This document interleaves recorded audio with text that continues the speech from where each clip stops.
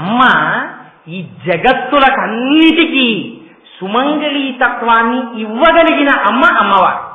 అందుకే మీరు తెల్లవారి లేస్తే పక్కన భర్త ఉన్న భర్త పాదములకు నమస్కారం చేయరు. ఎవరికి చేస్తారు? మెడలో ఉన్న మంగళసూత్రాన్ని కళ్ళకద్దుకుంటారు. ఎందుకని? మంగళసూత్రంలో ఆ దేవత ఉన్నది. అంటే నేను ఈ మాట చెప్పానని మీరు అనుకోకండి. అసలు పరమ యథార్థం ఏమిటో తెలుసా అండి? మంగళసూత్రం అంటే నూలుతో చేసినటువంటి తాడు. అది ఎన్ని కేటలుండాలి, అది ఎలా తేనాలి, దానికి పసుపు ఎంత రాయాలి, నిజంగా అలాంటి తాడు కాని మెళ్ళో ఉంటే ఎట్టి పరిస్థితుల్లో భర్తకు అమంగళం రాదు. ఎంత గ్రహస్థితి ఉండనివ్వండి, రాదు. కానీ ఇవాళ మంగళసూత్రాలు కూడా బంగారం అయ్యాయి. సరే, దాని గురించి నేను ఇంకా లోతుగా వెళ్ళను. కానీ ఒక్క విషయం స్పృశిస్తాను. ఆ మాంగళ్యంలో సర్వమంగళాదేవత ఉన్నది. సర్వమంగళా దేవత అమ్మవారు ఆవిడ మీ యొక్క ఐదోతనాన్ని కాపాడుతుంటుంది. ఇవాళ మీరు నిద్ర లేచేటప్పటికి పక్కన పడుతున్న భర్త రేపు, ఎల్లుండి, ఆపై రోజు, ఆ తర్వాత కూడా మీకు కనపడాలంటే ఆయన చేతిలో మీరు వెళ్ళిపోయి ఆయన లేచేటప్పటికి మీరు పక్కన లేనటువంటి స్థితి ఒకనాడు పండిపోయిన వయస్సులు వచ్చే వరకు ఉండి 3 తరాలు చూసుకుని ఓపికగా సేవ చేసుకుని హాయిగా ఆయన ఒళ్ళో తలపెట్టుకుని, నాకు బాగా తెలుసున్నటువంటి మహాభక్తులు ఒక ఆయన ఉన్నారు హైదరాబాద్ లో. రాగము ద్వేషము ఈ రెండు ఒకే భావన. ఒక వస్తువుని చూసినప్పుడు మీకు అపారమైన ప్రేమ కలిగిందనుకోండి, రాగం. ఆ వస్తువు పట్ల ద్వేషం కలిగిందనుకోండి, రెండు ఒకదానికొకటి వ్యతిరిక్తాలంతే, అది ద్వేషం. ద్వేషాన్ని దేంతో చెప్పారు? క్రోధాకారాంకుశోజ్వల. అది అంకుశం ఎలా పొడుస్తూ ఉంటుందో ఏనుగు యొక్క కుంభస్థలం మీద, అలా మీ క్రోధం మిమ్మల్ని పొడిచేస్తూ ఉంటుంది. అది మిమ్మల్ని ప్రశాంతంగా ఉండనివ్వదు. మనస్సుని తూట్లు పొడిచేసి మీరు ఎవరి మీద శత్రుత్వం పెట్టుకుని ఎవరి మీద క్రోధంతో ఉన్నారో ఆ వ్యక్తి మీ ఎదట ఉండడు. కానీ మీరు లోపల లోపల లోపల లోపల వాడిని తలుచుకుని ఆ క్రోధంతో రగిలిపోతుంటారు. ఆ రగిలిపోవడంలో ఏమైపోతుంది? మీ ఉపాసన భ్రష్టు పడుతుంది. మీరు మంచి విషయాలు మర్చిపోతారు. మీరు ఉద్వేగమునకు లోనవుతారు. మీరు ఎక్కువ తీవ్రంగా ఊపిరి తీస్తారు. ఆ ఊపిరిలు తీయడంలో అమ్మవారికి మరాళి మందగమన మహాలావణ్య సేవదిహి అని పేరు. పరమేశ్వరుడు ఆయుర్దాయాన్ని ఊపిరిల లెక్కలో ఇస్తాడు. ఇన్ని ఊపిరిలు అని ఉంటాయి. మీరు ఎప్పుడైతే క్రోధమునకు లోనయ్యారో ఆవేశంలో ఎక్కువ ఊపిర్లు తీస్తారు. చురుకుగా ఊపిర్లు తీయడంలో మీ జీవితాన్ని మీరే తగ్గించేసుకుంటారు. అందుకని ఆ క్రోధాన్ని మార్చాలి. ఇప్పుడు అమ్మ మార్చి ఏం చేస్తుంది? అమ్మవారి ఆయుధం వంక చూశారనుకోండి, కోపము మీది కోపము. అంటే ఏమిటి కోపం? నాకు ఈ కోపం ఉండకూడదు, నాకేముండాలి, నాకు ప్రశాంతత ఉండాలి, ఎక్కడి నుంచి వస్తుంది ఈ కోపం నాకు అని. కోపము మీది కోపము, రాగద్వేషముల మీద ద్వేషము. నాకు ఎందుకు ఈ ఆశ, నాకు ఎందుకు ఈ ద్వేషం? కలిసి వస్తే సంతోషమా, కలిసి రాకపోతే ద్వేషమా? ఇదంతా మనస్సాడుతున్న నాటకం కాదు అని తెలుసుకోగానే మీరు ఎక్కడికి వెళ్ళారు? మనోరూపేక్షుకోదండ. ఈ విషయం తెలిసిందనుకోండి, ఇప్పుడు ఆ మనస్సు దేని మీద ఆధారపడింది? పంచతన్మాత్రశాయక 5 ఇంద్రియాల మీద ఆధారపడింది. ఇప్పుడు ఈ మనస్సుని నిగ్రహించడానికి ఏం చేస్తారు? ఈ 5 ఇంద్రియాలని తీసుకెళ్లి అమ్మవారి పాదాల దగ్గర పెట్టేస్తారు. పెట్టేసి ఇప్పటి వరకు బయట ప్రపంచంలో ఉన్న వస్తువుల్ని చూసి సంతోషించడానికి అలవాటు పడినటువంటి కన్నులు అమ్మవారి దర్శనం చేసి సంతోషించడంలో నిమగ్నం అవుతాయి. ఇప్పటి వరకు బయట పదార్థములన్నింటినీ తిని సంతోషించినటువంటి నాలుక అమ్మవారి ప్రసాదాన్ని నోట్లో వేసుకోవడంలో సంతోషిస్తుంది. ఇప్పటి వరకు బయట ప్రపంచాలన్నింటినీ ఆఘ్రానించి సంతోషించినటువంటి మనస్సు అమ్మవారి పాదముల మీద ఉన్న ఒక పుష్పము యొక్క సౌరభాన్ని వాసన చూడడంలో సంతోషిస్తుంది. ఇలా ఇంద్రియములన్నీ అమ్మవారి వైపుకి తిరుగుతాయి. అమ్మవారి వైపుకి తిరగగానే మీకు ఏది దర్శనం అవ్వాలి? అపారమైనటువంటి కాంతి. లలితా సహస్రంలో అయితే ఎందుకని అమ్మవారు ఆవిర్భవిస్తోంది హోమగుండంలోంచి. ఆవిడ వచ్చే ముందే పెద్ద కాంతి వచ్చింది. కాంతి తర్వాత ఏది కనపడింది? చంపక, అశోక, పున్నాగ, సౌగంధిక, లసత్కచ. చంపక, అశోక, సౌగంధిక మొదలైనటువంటి పుష్పములతో అలంకారము చేయబడినటువంటి అమ్మవారి యొక్క కబరీబంధము దర్శనమవుతుంది. కబరీబంధం అంటే జుట్టు ముడి. ఇప్పుడు మీరు ఒకటి జాగ్రత్తగా ఆలోచించండి. మీకు లలితా సహస్రనామ స్తోత్రం ఇవ్వడంలో ఉన్న గొప్పతనం ఏమిటంటే, మీ మనస్సు ఆ స్తోత్రమునందు నిలబడాలి. నిజంగా మీరు లలితా సహస్రనామ స్తోత్రాన్ని చదవడంలో నిష్ణాతులు అనుకోండి, మీ మనస్సు ఎక్కడో అక్కడ 1000 నామాల్లో ఒక నామం దగ్గర నిలబడడానికి అలవాటు పడింది అనుకోండి. అలవాటు పడితే మీకు ఎంత నోటికి వచ్చినా సరే పుస్తకం లేకుండా మీరు ఆ స్తోత్రాన్ని చదవలేరు. నేను ఎందుకంటున్నాను ఈ మాట?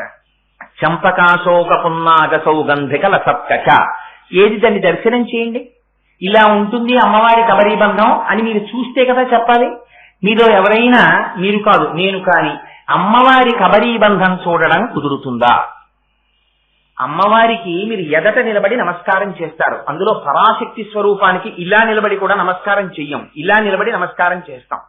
చేసినప్పుడు అమ్మవారి ఎదురుగుండా ఉన్నటువంటి రూపాన్ని మీరు దర్శిస్తారు, కానీ అమ్మవారి వెనుకకు వెడితే తప్ప అసలు మీకు కబరీబంధం కనపడదు. ఆ కబరీబంధం కూడా పుష్పాలతో అలంకారం చెయ్యబడి కిరీటంలో కొంత భాగం వెళ్ళిపోయి ఉంటుంది. ఉన్నప్పుడు మీరు ఆ కబరీబంధాన్ని ఎలా చూస్తారు? మీకు ఈ అనుమానం వచ్చిందనుకోండి, అక్కడ చంపకాశోక పున్నాగ సౌగంధి కలసత్కచ అని చదివారు. ఇది మానసికంగా దర్శనం అవ్వడానికి ఇంతకు ముందు ఈ దర్శనం కాలేదే, ఎక్కడ చూడలేదే అని మీకు అనుమానం వస్తే మీ స్తోత్రం ముందుకు వెళ్ళిపోవచ్చా? చక్కన ఆగుతుంది. ఎందుకని? మీ మనస్సు దాని మీద విషయం మీదకి వెళ్ళిపోయింది. మనస్సు అటు వెళ్ళిపోయింది కాబట్టి జ్ఞాపకం రాదు తర్వాతి నామం. ఆగిపోయి చంపకాశోక పున్నాగ సౌగంధి కలసత్కచ, చంపకాశోక పున్నాగ సౌగంధి కలసత్కచ అని అదే నామం చెప్తూ అమ్మవారి కబరీబంధం ఎలా కనపడుతుంది? నేను త్రిపుర సుందర అమ్మవారి గుడికి వెళ్ళాను, అమ్మవారి గుళ్ళో అమ్మవారి ఎదురుగుండా నిలబడ్డాను. అమ్మవారి యొక్క ముఖం ఇలా చంద్రబింబంలా ఉంటుంది, అమ్మ కొంచెం ఇలా ముందుకి వంగినట్టుగా ఉంటుంది. కుచాభ్యాం ఆనమ్రం కుటిల శశి చూడాల ముకుటం అని కిరీటంలో చంద్రవంక ఉంటుంది. మెడలో పెద్ద పుష్పహారాలు ఉంటాయి. కామేశబద్ధ మాంగళ్య సూత్ర శోభిత కంధర అని పెద్ద మంగళ సూత్రం ఉంటుంది. పట్టు పుట్టం కట్టుకుంటుంది, పద్మాసనం వేసుకుంటుంది. ఆ కింద పెట్టినటువంటి పాదముల వంటి వాటి దగ్గర, శ్రీచక్రం దగ్గర కుంకుమ అర్చన చేసేసి ఉంటుంది. బాహువులు కనపడతాయి. అమ్మవారి వెనక కబరీబంధం నేను ఇప్పుడు చూడలేదే, అందులో పుష్పమాల నేను చూడలేదే, మరి ఎలా చూడడం కుదురుతుంది? అలా పువ్వులతో కబరీబంధం ఉంటుందని ఇందులో చెప్తున్నారే అని మీకు ఇన్ని ఆలోచనలు వచ్చాయనుకోండి. చంపకాశోక పున్నాగ సౌగంధిక లసత్కచ కురు ఇంద మణిశ్రీ నీ కనత్కోటి ఇరమండిత, అసలు ఆ కబరీబంధం మీద కిరీటం మీకు కనపడిందా? ఆ కిరీటం పక్కన పెడితే కదా కబరీబంధం కనపడితే తర్వాత మళ్ళీ కిరీటం పెట్టి మీరు చూసేది. ఇదే చూడని వారు మీరు అదెక్కడ చూశారు?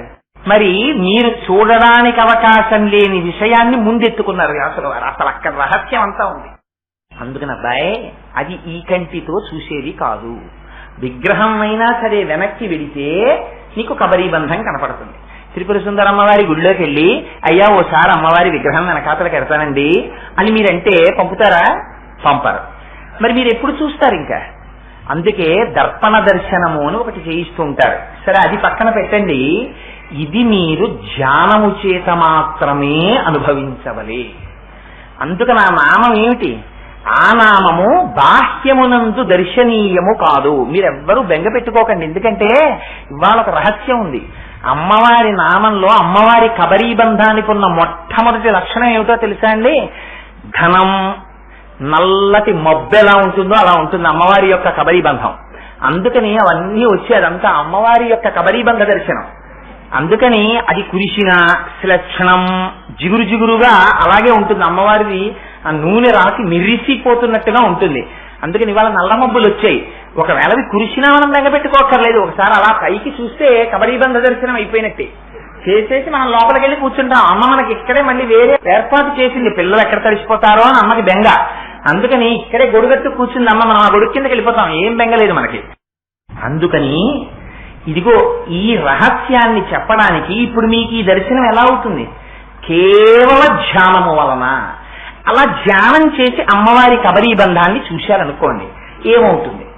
మీరు సాధారణంగా స్త్రీ యొక్క కేశపాశాన్ని చూశారనుకోండి, నేను ఇలా అన్నాను అని మీరు అనుకోకండి. వేదిక మీద కూర్చుని కోటేశ్వరరావు ఇలా అన్నారు ఏంటి అని అనుకోకండి. నేను తేడా చెప్పడానికి చెప్పానంతే. ఒక స్త్రీ కేశపాశమును చూస్తే పురుషుడికి వ్యామోహం కలుగుతుంది. అమ్మవారి యొక్క కేశపాశములతో కూడిన కబరీబంధాన్ని చూస్తే ఏం కలగాలి? మరి కబరీబంధం మీద ఎందుకంత దృష్టి పెట్టి ఆ నామాన్ని మొట్టమొదటే దర్శనం చేయించినట్టు? అంటే అసలు మీరు ముందు మీలో ఉన్నటువంటి రాగద్వేషాల్ని, మీలో ఉండేటటువంటి క్రోధాన్ని, మీలో ఉన్న ఇంద్రియాల్ని, మీ మనస్సుని తిప్పి అమ్మవారి పాదముల దగ్గర పెడితే తప్ప, భక్తితో నిలబడితే తప్ప మీకసలు కబరీబంధ దర్శనం అవ్వదు. కబరీబంధ దర్శనము అవనంత కాలము అజ్ఞానము పోనట్టే. అజ్ఞానము పోనప్పుడు లలితా సహస్రంలో మిగిలినవి చదివినా మీకు దర్శనము కానట్టే. ఎందుకని ఈ రహస్యాన్ని శంకరాచార్యుల వారు సౌందర్యలహరిలో విప్పారు. ఎలా విప్పుతారో చూడండి దాని అందం. ఇది శంకరుల యొక్క ప్రజ్ఞ అంటే, ఇది వ్యాసుల యొక్క ప్రజ్ఞ అంటే. అందుకని ఆ వ్యాసుడు ఆ లలితా సహస్రంలో ఇచ్చిన నామంలో ఉన్న గుంభనమైన రహస్యాన్ని పుణికిపుచ్చుకుని శంకరులు సౌందర్యలహరిలో అంటారు, ధునోతుధ్వాంతం నస్తులితదలితేందీవరవనం ఘన స్నిగ్ధశ్లక్షణం చికుర నికురంబం తవ శివే యదీయం సౌరభ్యం సహజముపలబ్ధం సుమనసో వసంతస్మిన్ మన్యే వలమధన వాటీ విటపినా. ఎంత అద్భుతమైన శ్లోకం అంటే, ఈ శ్లోకాన్ని ప్రతిరోజు మీరొక్కసారి జ్ఞాపకం చేసుకుని మానసికంగా శంకరాచార్యుల వారు చెప్పినటువంటి శ్లోకార్థాన్ని లోపల మననం చేస్తే దాని ప్రభావం చేత మీకు తెలియకుండా మీ అజ్ఞానపు చీకట్లు విచ్చిపోతాయి. శంకరులు మొట్టమొదటే ప్రయోగించేశారు. వ్యాసులు చంపకాశో కపున్నాగ సౌగంధికల సత్కచ అని వదిలేశారు. శంకరులు అన్నారు ధునో తుధ్వాంతం నః. ఆయన యొక్క జగత్తు మీద ఆయనకున్న కృప చూడండి, అందుకని వారు జగదాచార్యులయ్యారు. అజ్ఞానం శంకరాచార్యుల వారికి ఉందండి. శంకరులు రాశీభూతమైనటువంటి జ్ఞానము, రాశీభూతమైనటువంటి జ్ఞానమైన శంకరులు, అందున శంకరులు నడిచి వచ్చినటువంటి అమ్మవారి స్వరూపం. ఎందుకని పార్వతీ పరమేశ్వరుల ఇద్దరిలో పరమశివుడు నిర్గుణ బ్రహ్మమై ఉన్నప్పుడు ఆయన అసలు కదలడం. అమ్మవారితో కలిసి అమ్మవారు కదలిక తీసుకొస్తే కదులుతాడు. కదులుతున్న శంకరులంటే పార్వతీ పరమేశ్వరుల యొక్క కూడిన స్వరూపం అది. అటువంటి శంకరులకి అజ్ఞానం ఉంటుందా? ఉండదు. కానీ నహ అంటారు మాకు, అమ్మా ధునో ఉద్ధ్వాంతం చెదరగొట్టేయమ్మా అన్నారు. దీన్ని అజ్ఞానమనేటటువంటి చీకటిని తొలగొట్టాలి. నువ్వు ఎలా తొలగొట్టాలి? ధునోతుధ్వాంతం నస్తులిత దళితేందీవరవనం. నల్ల కలువల తండమును ఒకదాన్ని ఊహించమన్నారు. అంటే మీరు ఏ రైల్లో ఉన్నా వెడుతున్నప్పుడు సాధారణంగా ఇలాంటి సన్నివేశాలు కనిపిస్తాయి. ఒకనాడు ఈ పట్టణానికి కోకనదము అని పేరుట, ఎర్ర తామర పూలతో నిండిపోయి ఉండేది కాబట్టి ఎక్కడ చూసినా. ఇవాళ అలా ఎక్కడా కనపడదు మీకు. అందుకని నల్ల కలువల తండం ఒకటి ఉందనుకోండి. అంటే మీరు ఈ ఒడ్డున నిలబడితే ఒక పెద్ద చెరువులో ఒకదాన్ని ఊహించండి. ఆ చెరువులో ఎప్పుడైనా మీరు సామర్లకోట నుంచి కాకినాడ వస్తుంటే కాలవ నీటిలో గుర్రపు డెక్క మొక్క అని పెరిగిపోతుంది. పెరిగిపోతే ఇంకా కాలవ కనపడదు మీకు, గుర్రపు డెక్క మొక్కే నిండిపోతుంది. తెలియనివాడు ఇవన్నీ మొక్కలే, కింద నీళ్లు లేవనుకుంటాడు. అలా మీరు ఇక్కడి నుంచి చూస్తే మీ కంటికి కనపడినంత దూరాన్ని ఒక పెద్ద సరోవరాన్ని ఊహించండి. ఆ సరోవరం నిండా ఒకదాని పక్కన ఒకటి, ఒకదాని పక్కన ఒకటి, ఒకదాని రేకుల్లో ఒకటి రేకులు పెట్టేసుకుని అరవిరిసిపోయాయి అనుకోండి నల్ల కలువలు. ఇక్కడి నుంచి మీరు నిలబడి చూస్తే అన్ని నల్ల కలువలే. అలా చెరువంతా కనుచూపు ఇటు తిప్పి చూసినా అటు తిప్పి చూసినా నల్ల కలువలతో నిండిపోయి ఉందనుకోండి సరోవరం. అసలు ఆ నల్లటి కలువల్ని చూసేటప్పటికీ మీ కంటికి చల్లదనం కలుగుతుంది. ఎందుకని? ఆ నల్ల కలువకున్నటువంటి శక్తి అటువంటిది. అప్పటి వరకు మీ కన్ను రాగద్వేషములకు అలవాటు పడిపోయింది. ఇలా చూడగానే ఒకసారి ప్రీతి, ఒకసారి అప్రీతి, దీనికి అలవాటు పడింది ఈ కన్ను. ఈ కన్ను అమ్మవారి యొక్క జుట్టుని చూసేటప్పటికీ ఆ జుట్టు ఎలా ఉంటుందిట, అది పెద్ద నల్ల కలువల తండంలా ఉంటుందిట. అన్ని నల్ల కలువలు విరబూసేస్తే ఎలా ఉంటుందో అలా ఉందమ్మా నీ జుట్టు. అటువంటి జుట్టుని నేను చూస్తున్నాను. అయితే జుట్టు అనేటప్పటికీ మనకు ఒక అనుమానం వస్తుంది. అమ్మవారు చాలా పెద్ద అమ్మ కదండి. అమ్మల గన్నయమ్మ, ముగురమ్మల మూలపుటమ్మ, చాలా పెద్దమ్మ, సురారులమ్మ, కడుపారడి బుచ్చినయమ్మ, తన్నులు నమ్మిన వెల్పుటమ్మల మనంబున ఉండెడియమ్మ, దుర్గమాయమ్మ, కృపాబ్ధినిచ్చుట మహత్వ కవిత్వ పటుత్వ సంపదల్లని కదా పోతన గారు అన్నారు. వ్యాస భగవానుడు లలితా సహస్రనామ స్తోత్రంలో అమ్మవారిని పూర్వజ అని పిలిచాడమ్మ, అన్నింటికన్నా ముందు పుట్టిందానివి అన్నాడు. మరి అంత పెద్దది కదా అమ్మ, అంత పెద్దది కాబట్టి అమ్మ జుత్తు ఈ పాటికి తెల్లబడిపోయి ఉంటుంది కదా. అందుకని అమ్మ జుత్తు తెల్లగా ఉండాలి. కానీ మనకు వచ్చే వెంటనే అనుమానం ఎందుకని, మనం ఏది ఆలోచించినా ఇతపూర్వం మన మనస్సుకుండేటటువంటి అనుభవంతోనే మనస్సు ఆలోచిస్తుంది. అందుకని వెంటనే అంటుంది, నమ్మితి నామనంబుల సనాతనులైన ఉమామహేశ్వరులన్ అని కదా రుక్మిణీదేవి అంది. అంత సనాతనులైన ఉమామహేశ్వరులకి అమ్మవారి జుత్తు ఇప్పుడు నల్లగా ఉంటుందా? తెల్లగా అయిపోతుంది, పండు ముత్తైదులాగా. మరి అదేమిటండి, శంకరాచార్యుల వారు నల్ల కలువల తండల్లా అంత నల్లటి జుత్తు ఉందంటారు. అలా ఎలా ఉంటుంది అమ్మవారికి? మీ మనస్సు వెంటనే ప్రశ్న వేయాలి. ఈ ప్రశ్న వేసిందనుకోండి, మీ మనస్సు అందులో నిలబడుతోందని గుర్తు. ఆ నిలబెట్టడానికి శంకరులు ఎంత ప్రయత్నం చేస్తున్నారో చూడండి. ధునో తుధ్వాంతం తులిత దళితేందీవరవనం. అమ్మా, నల్ల కలువల తండం లాంటి జుత్తు. ఈయన నల్లగా ఉండడం ఏమిటండి మరి అంటే, అమ్మవారు సాక్షాత్తుగా పరాశక్తి స్వరూపం ఆ తల్లి. ఆ తల్లి మనలా కాలగతికి లొంగిపోయేటటువంటి స్వభావం ఉన్నది కాదు ఆవిడ. అందుకే ఆవిడ ఆ ఇద్దరిని, సూర్యచంద్రులిద్దరిని తపనోడుపమండల, వాళ్ళిద్దరిని చెవులకి ఆభరణముల కింద ధరిస్తుంది. సూర్యచంద్రులిద్దరూ అమ్మవారి చెవులకి ఆభరణములైతే మనందరం దేని వల్ల పడిపోతున్నాం? సూర్యుడు ఉదయించి సూర్యుడు అస్తమిస్తుంటే సమయం అయిపోతూ ఉంటుంది, రోజులు. మనం సంతోషపడిపోతుంటాం, అబ్బా సూర్యుడు ఉదయించాడు, సూర్యుడు అస్తమించాడని. కానీ సూర్యోదయ సూర్యాస్తమయాల్లో మన ఆయుర్దాయాన్ని తినేస్తాడు పరమాత్మ. తినేస్తే మన శరీరములు పడిపోతాయి. కానీ అమ్మవారు ఆ సూర్యచంద్రులిద్దరూ అమ్మవారికి ఆభరణములుగా ఉన్నారు. అందున ఈ శ్లోకం చెప్పుకునేటప్పుడు వర్షం పడడం సాక్షాత్తుగా అమ్మవారు మన తల మీద అక్షతలు కురిపించినట్టు. అందుకని సంతోషంగా బయలుదేరండి చక్కగా. అందులో నల్ల కలువల తండంలా ఉన్నటువంటి అమ్మవారి యొక్క జుత్తుని చూస్తే, మరి అమ్మ పూర్వజ కదా, అన్ని లోకముల కన్నా ముందు జన్మించినటువంటి, ముందు ఆవిర్భవించినటువంటి తల్లి యొక్క జుత్తు తెల్లగా ఉండాలి కదా. మరి అమ్మ జుత్తు నల్లగా ఉండడం ఏమిటి అని మనకు అనుమానం వస్తుందేమోనని. అలా అనుమానం వచ్చింది అంటే దాని నివృత్తి కోసం మీ మనస్సు కొంతసేపు అక్కడ నిలబడాలి. ఈ శ్లోకం కేవలం ధ్యానం చేత మాత్రమే మీరు అనుభవించాలి తప్ప దీన్ని వివరించడం అసలు చాలా కష్టం. ఎందుచేత అంటే, మీరు ఎంత ధ్యానం చేస్తే అంత అజ్ఞానాన్ని తీసేస్తుంది అమ్మవారు. అందుకని ఎక్కువ ధ్యానం చేయించడం కోసమని ఆ నామం అలా వచ్చింది. అలా అంటే శంకరులు అన్నారు వెంటనే, అమ్మ పూర్వజ కావచ్చు, కానీ ఒక్క విషయం గుర్తుపెట్టుకోండి, ఆవిడ కన్యాకుమారి కూడా. ఆవిడ అందరిలోనూ బాలాస్వరూపము ఆవిడే, అందరిలోకి వృద్ధురాలు ఆవిడే. స్వరూపం అలా కనపడుతుంది, కానీ తల్లి కాలగతికి లొంగినటువంటిది కాదు. ఆవిడ కాలాతీతురాలు, కాలమే ఆవిడ చేత శాసింపబడుతోంది. అటువంటప్పుడు ఇంకా కాలము యొక్క పరీక్షకి లోనై ఆవిడ జుట్టు ఎందుకు తెల్లపడుతుంది?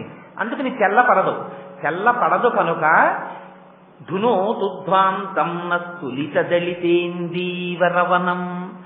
మొదటి ఉపమానం ఏం వేశారు? నల్లటి కలువల యొక్క తోటలా ఉందన్నారు. రెండో చరణంలోకి వచ్చేటప్పటికి మొట్టమొదట వేస్తారు ఘన అంటారు. ఘన అన్న మాట ఎవరికి వాడతారో తెలుసా అండి? కృష్ణ పరమాత్మకి వాడతారు. ఘనశ్యాముడు అంటారు. ఘన అంటే నల్లటి మబ్బు. నల్లటి మబ్బు ఒక్కటే కురుస్తుంది. కురియని మబ్బు అనుకోండి, అది ఉండి ప్రయోజనం లేదు. తెల్ల మబ్బు వస్తుంది, ఉపయోగం ఏముంది? లోకానికి ఉపయోగం ఏమి ఉండదు. తెల్ల మబ్బు వస్తుంది, వెళ్ళిపోతుంది, కురవదు. నల్ల మబ్బు ఆశలు రేపుతుంది. నల్ల మబ్బుని చూడగానే ఒక్కడికి దాహార్తి కలిగిందనుకోండి, దాహం తీర్చుకుంటారు నీళ్లు తాగి. కానీ సమస్త జీవకోటి బతకాలనుకోండి, దేనివల్ల బతకాలి? ఒక్క మేఘం వల్ల మాత్రమే బతుకుతాడు. మేఘం వచ్చి కురిసిందా అందరి దాహార్తి తీరుతుంది, పంటలు పండుతాయి. సంధ్యావందనం చేసుకోవాలన్నా నీళ్లుండాలి. ఆ నీరు లేని రోజున ధర్మము కూడా లుప్తమైపోతుంది. అందుకని అన్నింటికీ అవసరమైనటువంటి నీటిని కురిపించగలిగినటువంటి నల్లని మేఘం ఎలా ఉంటుందో అలా ఉంటుంది అమ్మవారి యొక్క జుత్తు. అఘన అన్న శబ్దం వాడడంలో ఉన్న గొప్ప రహస్యం ఏమిటి? మేఘాన్ని మీరెవ్వరూ పిలవరు. ఏమండి, చాలా అవసరం మీకుందనుకోండి, మీ ఇంట్లో అటువంటి ఇష్టి జరిగితే తప్ప శుభం కలగదు అన్నారు పెద్దలు. ఎవరో ఏమన్నా ఇష్టి ఎవరు చేయిస్తారండి అన్నారు. ఎక్కడో విశాఖపట్నంలో ఫలానా వారు ఉన్నారండి, వారు మంచి సిద్ధహస్తులు, వారు చేయిస్తారా ఇష్టి అన్నారు. అంటే మీరు ఏం చేస్తారు? సొమ్ముకి వెరవకుండా విశాఖపట్నం వెళ్ళి వారి పాదాలు పట్టుకుని, అయ్యా మీకు తప్పదు, మీరు మా ఇంటికి వచ్చి తప్పకుండా ఆ ఇష్టి చెయ్యాలి అని వారిని తీసుకొస్తారు. మీకు అలాగే లోకమునకు అంతటికీ కూడా తాపం పెరిగిపోయింది. తాపం ఎందుకు పెరుగుతుంది? శంకరాచార్యులు వారు శివానంద లహరిలో చెప్తారు ఈ రహస్యాన్ని. గలంతీ శంభో త్వచ్చరిత సరిత కిల్బిషరజో దళంతీ ధికుల్యాః సరషు పతంతీ విజయతాం దిశంతీ సంసార భ్రమణ పరితాపోపశమనం వసంతీ మచ్చేతో హృదభువి శివానందలహరి అంటారు. బయట వాన లేకపోతే తాపం ఎలా వస్తుందో, భగవంతుని యొక్క అనుగ్రహం కలగనంత కాలం లోపల కూడా సంసార తాపం అలా ఉంటుంది. ఈ తాపం పోవాలంటే బయట తాపం పోవడానికి నల్లమబ్బు వస్తుంది, ఇక్కడ తాపం పోవడానికి అమ్మవారి అనుగ్రహం రావాలి. ఈ అమ్మవారి అనుగ్రహం మీరు పిలిస్తే వచ్చేది కాదు, అమ్మ తనంత తాను కురిపిస్తుంది. మేఘం ఎవరు పిలిచారని వస్తుంది, పిలవకుండా మేఘం వస్తుంది. మీరు కురు అని అడగక్కర్లేదు, కురిసేస్తుంది. కురిసేసి అయ్యో మేఘమా ఇంత నీరు కురిశావా అని మీరేం కృతజ్ఞత చెప్పక్కర్లేదు. మీరు చెప్పినా చెప్పకపోయినా అమ్మయ్యా నేను కురిసేశానని మేఘం వెళ్ళిపోతుంది. అలా మీరు ఏం చేశారు కనుక మీరు అమ్మవారి కబరీబంధం చూశారు. చూసినంత మాత్రం చేత అయ్యో నా కోసమని వచ్చి ఏమిటి కబరీబంధం చూడడంలో గొప్పతనం? అదే నేను చెప్పింది. కబరీబంధం మీరు ఈ కంటితో అమ్మవారి వెనక్కి వెళ్ళి ఎప్పుడూ చూడరు. మీరు అమ్మవారి మూర్తిని ఇలా చూశారనుకోండి, ఎక్కడైనా ముద్ర వేసిన దాన్ని ఫోటోలు అనడం నాకు ఇష్టం ఉండదు, అమ్మవారే నా దృష్టిలో. అందుకని నేను ఫోటో అన్న మాట వాడడానికి అంత ఇష్టపడ్డాను. చూస్తే మీకు ముందు భాగం కనపడుతుంది, వెనక్కి తిరిగిన భాగం మీకు ఎలా కనపడుతుంది? మీకు కనపడదు. అంత కోరిక ఉంటే చూడాలని ఒక్క చోట చూడడానికి కుదురుతుంది. మీరు ఎప్పుడైనా ర్యాలీ వెడితే అక్కడ ముందు జగన్మోహనుడిగా ఉన్న స్వామికి వెనక్కాతలకి మీరు వెడితే జగన్మోహినిగా ఉంటుంది. అక్కడ మీరు కబరీబంధాన్ని చూడొచ్చు. ఆ కబరీబంధాన్ని మీరు ఎప్పుడైనా చూసి మనసులో బాగా ధ్యానం చెయ్యాలి. ఇక్కడ జ్ఞాపకం ఉండాలి. నల్లటి కబరీబంధాన్ని చూస్తే నల్లటి మబ్బును చూసేసినట్టే. నల్లటి మబ్బు వచ్చిందనుకోండి, ఇంకా మీరు అమ్మో ఈ మబ్బు వచ్చింది, కురుస్తుందో వెళ్ళిపోతుందో బెంగెట్టుకోక్కర్లేదు. ఏమండి, నల్లటి మబ్బు ఉన్న వెలుతురిని తీసేసి చీకటి చేసేస్తుంది. చీకటి చేసేసిన మబ్బు తాపాన్ని ఎలా పోగొడుతుంది? మీరు అనుభవిస్తేనే తెలియాలంతే. ఇది అనుభవైక వైద్యం. మీరు మాటలతో చెప్పగలరా? ఇవాళ అమ్మవారి వీడి శ్లోకం ఎలా చెప్తాడు? కష్టం కదా, శంకరులు ఇచ్చారు కానీ నేను చూపిస్తాను ఏమిటో అంది. అందుకని ఘన అన్న మాటకి నిర్వచనం ఏమిటో మబ్బు రూపంలో వచ్చి చెప్పేసింది ఆవిడ. ఇంకా నేనేం చెప్పను. అసలు ఘన చెప్పకముందే ఆవిడ ఘన అంటే ఏమిటో చెప్పేసింది బయట, మీరు అనుభవించేశారు. అందుకని అమ్మవారు అనుభవింప చేసేసింది. ఇది అమ్మవారి కరుణంటే. అందుకని చూడండి, ఇన్ని శ్లోకాలు చెప్పాం, ఇన్నాళ్ళ నుంచి చెప్తున్నాం. వచ్చిందా నల్ల మబ్బు? ఇప్పుడే కురవాలా? 1 గంటకి రాకూడదా? 3ంటికి రాకూడదా? తెల్లారకట్ట రాకూడదా మబ్బు? ఉపన్యాసానికి కూర్చుని ప్రార్థనా శ్లోకాలు చెప్పి 2వ పాదంలోకి ఘన అందాం అనుకునే వాటికి కురిసిందంతే. ఆ కురవకపోతే నేను చెప్పిన తర్వాత కురిసింది అనుకోండి, నువ్వు చెప్పాక నేను కురవడం ఏమిటి? నేను కురియడం నా లక్షణం. నేను అజ్ఞానం తీసేస్తాను. పైకి నల్ల మబ్బు వస్తే చీకటి అయినట్టు ఉంటుంది, కానీ నల్ల మబ్బు తాపాన్ని పోగొట్టేసినట్టు నా నల్లటి కబరీబంధాన్ని చూస్తే నీలో ఉన్న నల్లటి అజ్ఞానాన్ని తీసేస్తాను. తీసేస్తే నీ తాపం పోతుంది, సంసార తాపం. ఇప్పటి వరకు ఉన్న తాపం వర్షం కురిసేసేటప్పటికి అమ్మయ్యా వాతావరణం చల్లబడిందంటాడు. నల్ల మబ్బు రానంతసేపు బాప్రే ఇవాళ ఎలా ఉందో వాతావరణం అంటాడు. ఈ మాట అనుకోకుండా ఇవాళ మృత్యుంజయరావు గారు నోటి వెంట వచ్చేసింది. ఆయన ఉపన్యాసం చెప్తూ ఇవాళ గట్టి ఎండ కాసింది అన్నారు. ఎందుకు ఆ మాట అందాం? ఆయన ఏమన్నా మనం చెప్పమన్నామా? వాతావరణం గురించి మీరు ముందోసారి చెప్పండి అన్నామా? అమ్మవారు శ్లోకానికి ముందే ఆ మాట చెప్పేసింది. మీరు ఇప్పటి వరకు సంసార తాపమునందున్నారు. ఈ శ్లోకం వినడం చేత మీ జన్మజన్మాంతర సుకృతముగా అజ్ఞానమును తీస్తున్నారు. మీరు ఈ మనుష్య జన్మ యొక్క ఫలితాన్ని పొందారు అని నోటితో చెప్పకుండా మబ్బుగా వచ్చి కురిసింది తల్లి. అందుకని ఆ మేఘం నాకు మేఘంలా కనపడలేదు, అమ్మవారి కబరీబంధంగానే చూసి నేను నమస్కారం చేసుకున్నాను. సరే, అందుచేత ఘన శిలక్షణం. ఇవాళ నిజంగా మబ్బు రాకపోతే నేను ఈ ఘన గురించి ఎంతసేపు ఘనంగా కొట్టుకుని ఉండేవాడినో అది చెప్పడానికి. శిలక్షణం. శిలక్షణం అంటే ఏమిటో తెలుసా అండి? నల్లగా ఉన్న వస్తువుని మీరు చూసినప్పుడు కంటికి ఏమిటి అంత నల్లగా ఉంది అన్నట్టుండకూడదుట. అమ్మవారి జుత్తు ఎలా ఉంటుందట? శిలక్షణం అంటే మిరుపులు మిరుపులు కింద చక్కటి నూనె రాశారనుకోండి శిలక్షణ. స్నిగ్ధం. స్నిగ్ధ అన్న మాటలోంచే స్నేహ. స్నేహ అంటే మనస్సులో కలిసి ఉండడం. స్టికి అంట ఇంగ్లీష్ లో, ఒకదానికోటి అంటుకుని ఉండడం. అలా అమ్మవారి జుత్తుకి చక్కగా ఏదో అందమైన సువాసనతో కూడినటువంటి నూనె రాస్తే ఆ జుట్టు మిరిసిపోతూ ఎంత అందంగా ఉంటుందో, ఇలా ముట్టుకునేటప్పటికి ఎంత మెత్తగా ఉంటుందో. ఎవరైనా అమ్మవారి కబరీబంధం దగ్గరికి వెళ్ళి అమ్మవారి జుట్టుని ఇలా ముట్టుకుని చూడగలరా అండి? చూడలేరు. మరి ఎందుకు శంకరాచార్యులు వారు ఇంత కష్టపడి ఆ మాటలే వేయడం? పెద్ద పెద్ద మాటలా? పెద్ద పెద్ద మాటలు వేసేస్తే వీళ్ళు మళ్ళీ రేపు పొద్దున్న శ్లోకం చదువుకోలేరు, పైకి మనస్సులో చెప్పుకోలేరు. చిన్ని చిన్ని మాటలు వెయ్యాలి, పెద్ద పెద్ద అర్థాలు ఉండాలి, వీళ్ళని తరింపజేసేయాలి. ఎంత తాపత్రయమో చూడండి ఆయనకి. అందుకని ఘన, స్నిగ్ధ. స్నిగ్ధ అంటే మిరిసిపోతూ మెత్తగా, ఇలా ముట్టుకుంటే పువ్వు ఎలా ఉంటుందో అంతకన్నా సౌకుమార్యంగా శ్లక్షణం. పుని అంత జుట్టు ఉందని ఆ జుట్టు స్త్రీ జుట్టు విరబోసుకుని ఎప్పుడూ కనపడకూడదు. స్త్రీ జుట్టు విరబోసుకుని ఇంట్లో కనపడిందా ఎక్కువసేపు, అది ఇంటికి ప్రమాదకారి. స్త్రీ జుట్టు ఒకవేళ ఏ కారణం చేతనైనా విరబోసుకుని ఇంట్లో తిరగవలసి వస్తే జుట్టు చివర ముడి వేసేసుకోవాలి. అది పూర్వం పెద్దలు అంగీకరించేవారు కాదు. అందుకే ఇంట్లో ఎవరైనా ఆడవాళ్ళు తలకి స్నానం చేసి జుట్టు చివర ముడి లేకుండా తిరుగుతుంటే వారి మనస్సులోకి అత్యంత ప్రమాదకరమైనటువంటి భూతములు ప్రవేశించి వారి వల్ల కొన్ని వేల మందిని నాశనం చేస్తాయి. ఇవాళ చాలా మందికి జుట్టు చివర ముడులు లేనటువంటి జుత్తులే సమాజానికి ప్రమాదములకు కారణం. నేను ఉన్నమాట ఉన్నట్టు చెప్పనప్పుడు నేను ఇక్కడ కూర్చోవడానికి విరిచిన నాడు నేను చెప్పడం అనవసరం, కూర్చోవడం మానేయడం మంచిది. అందుకని ఉన్నమాట ఉన్నట్టు చెప్పాను తప్ప నేను ఎవరిని విమర్శించాలన్నది నా భావన కాదు. అందుకని శంకరులు అంటారు శిలక్షణం. శిలక్షణం అంటే ముడులు లేని జుట్టు, జుట్టు చిక్కులు పడి ఉండకూడదు. స్త్రీ జుట్టు పెంచి ఆ జుట్టంతా ఎప్పుడు చిక్కులు చిక్కులతో ఉందనుకోండి, అది సరి అయినటువంటి దర్శనం కాదు. అలా ఉండకూడదు. జుట్టు చిక్కు ముడులు లేనిదై ఉండాలి. చిక్కు ముడి వేస్తుంది జుట్టుని. ఎంత అందంగా మాట్లాడేశారో చూడండి. శిలక్షణం అంటే చిక్కుముడులు లేవు. అంటే కబరీబంధమునందు శ్రద్ధ కలిగినటువంటి కబరీబంధం. ఎందుకని? ఆ కబరీబంధం ఎంత కాలం సోయగంగా ఉండి ఆ కబరీబంధమునకు పుష్పములు అలంకారము చేయబడ్డాయో అంతకాలము ఆ ఇంటిలో ఉన్న స్త్రీ సువాసిని అని గుర్తు. ఆవిడ సువాసినిగా ఉన్నంత కాలం ఆవిడ భర్త బతికున్నాడని గుర్తు. భర్త బతికుండడమే ఇంటికి ఐశ్వర్యం. అందుకని అది చెప్పడానికి శిలక్షణం. పరమశివుని యొక్క ఆయుర్దాయం అంతా దేనివల్ల?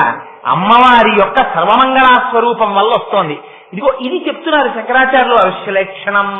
అందుకని చిక్కులు లేనటువంటి జుట్టు కలిగినటువంటి తల్లి. ఇదిగో రేపు మనం ఇలాంటి అమ్మవారిని ఇవాళ ఏ భావనతో ధ్యానం చేస్తున్నామో ఇదిగో అటువంటి సువాసిని కనుక ఆవిడ సువాసిన్యర్చన ప్రీత. ఎవరికి సువాసినీత్వం ఉన్నదో ఆ సువాసినీత్వము అమ్మవారి అనుగ్రహం ఉన్నంతసేపు ఉన్నదని గుర్తు. అందుకని రేపటి రోజున నామములు చెప్పే వాళ్ళందరూ సువాసినులు మాత్రమే చెప్తారు.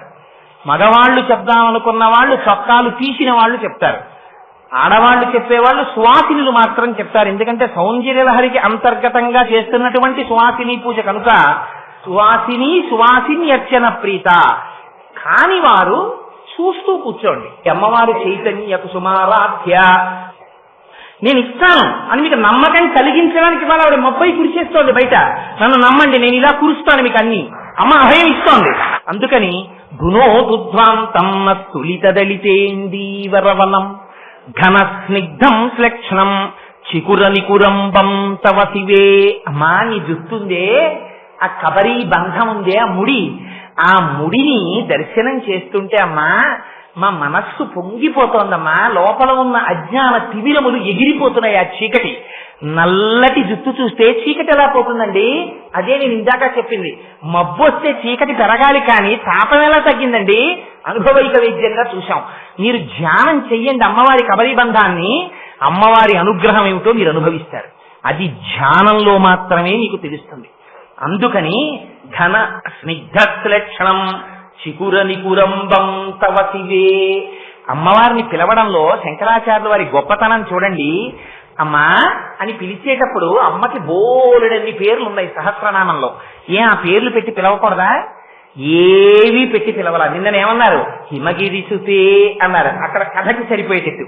ఇవ్వాలంటున్నారు శివే. శివే అంటే మంగళప్రదమైన స్వరూపం ఉన్నదానా? ఏమిటి మంగళం? అమ్మ నిన్ను అడగక్కర్లేదమ్మా, ఎవ్వరు అడగకుండా నీ అంతటి నువ్వు కోరికలు తీర్చేస్తావు. ఒక్కసారి ఏం చూడాలమ్మా? ఈ కబరీబంధాన్ని ఇలా దర్శనం చేస్తూ సంతోషంగా, అందులో మీరు సువాసినులు అయినటువంటి వారికి పువ్వులు ముడుచుకోవడం మరింత అలవాటు ఉంటుంది.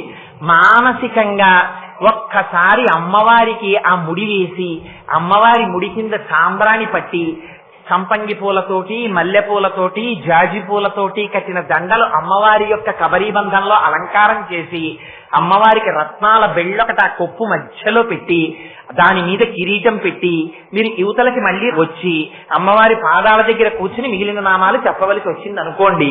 మీరు చంపకాశోక పున్నాక సౌగంధిక లసత్కచ కురు విందమణి శ్రేణి కనత్కోటి ఇదమండిత అనగలరా? ఆగాలక్కడ. ఏం చెయ్యాలి? ఒక్కసారి అమ్మ కబరీబంధం చూడాలప్ప. ఎంత జుట్టు అని ఆ జుట్టు చేతుల్లోకి తీసుకుని మురిసిపోయి కళ్ళకద్దుకుని అది ముడేసి, ఇంత ముడైన తర్వాత అమ్మ నవ్వుతూ కూర్చుంటే, అమ్మా ఎంత ముడెమ్మా అని పక్క బంగారు పళ్ళెంలోంచి పువ్వుల దండలు తీసి అమ్మవారి కబరీబంధానికి అలంకారం చేసి పొంగిపోయి ఆ జుట్టుకి తడి లేకుండా కింద ఒక్కసారి సాంబ్రాణి పట్టి, ఇక్కడ అసలు గమ్మత్తు వస్తోంది. చూసారా? ధ్యానంలో రకరకాలు రావడానికి కారణం శంకరులు వెంటనే ఒక మళ్ళీ మాట అన్నారు. ఏమిటా మాట? అసలు నిజంగా నీకు అనుమానం వస్తుంది రాలా విడితే అన్నారు. ఇది ధ్యానపరమైన శ్లోకము అని. మీ ఒక్క శ్లోకం చాలండి, ఉద్ధరించేస్తుంది. ఎందుకంటే ఇందులో పాదం దాటి పాదంలో కెడుతుంటే ఎన్ని రహస్యాలు చెప్తారో చూడండి శంకరాచార్యులు వారు. మీరు పువ్వులు పట్టుకుని ఇంకా లోపలికి వెళ్ళలేదు అసలు పూజా మందిరంలోకి. పువ్వులు ఇంకా తెచ్చుకోవాలి. అమ్మవారి కొప్పు ముడి వేసి చూస్తున్నారు. అమ్మవారి కొప్పు ముడి చూస్తుంటేట ఘన స్నిగ్ధ శ్లక్షణం చికుర నికురంబం తవ శివే. శివే, ఓ పరమశివుని ఇల్లాలా, అమ్మా మంగళప్రదమైన స్వరూపమున్నదానా, అవ్యాజ కరుణామూర్తి, యదీయం సౌరభ్యం సహజముపలబ్ధం.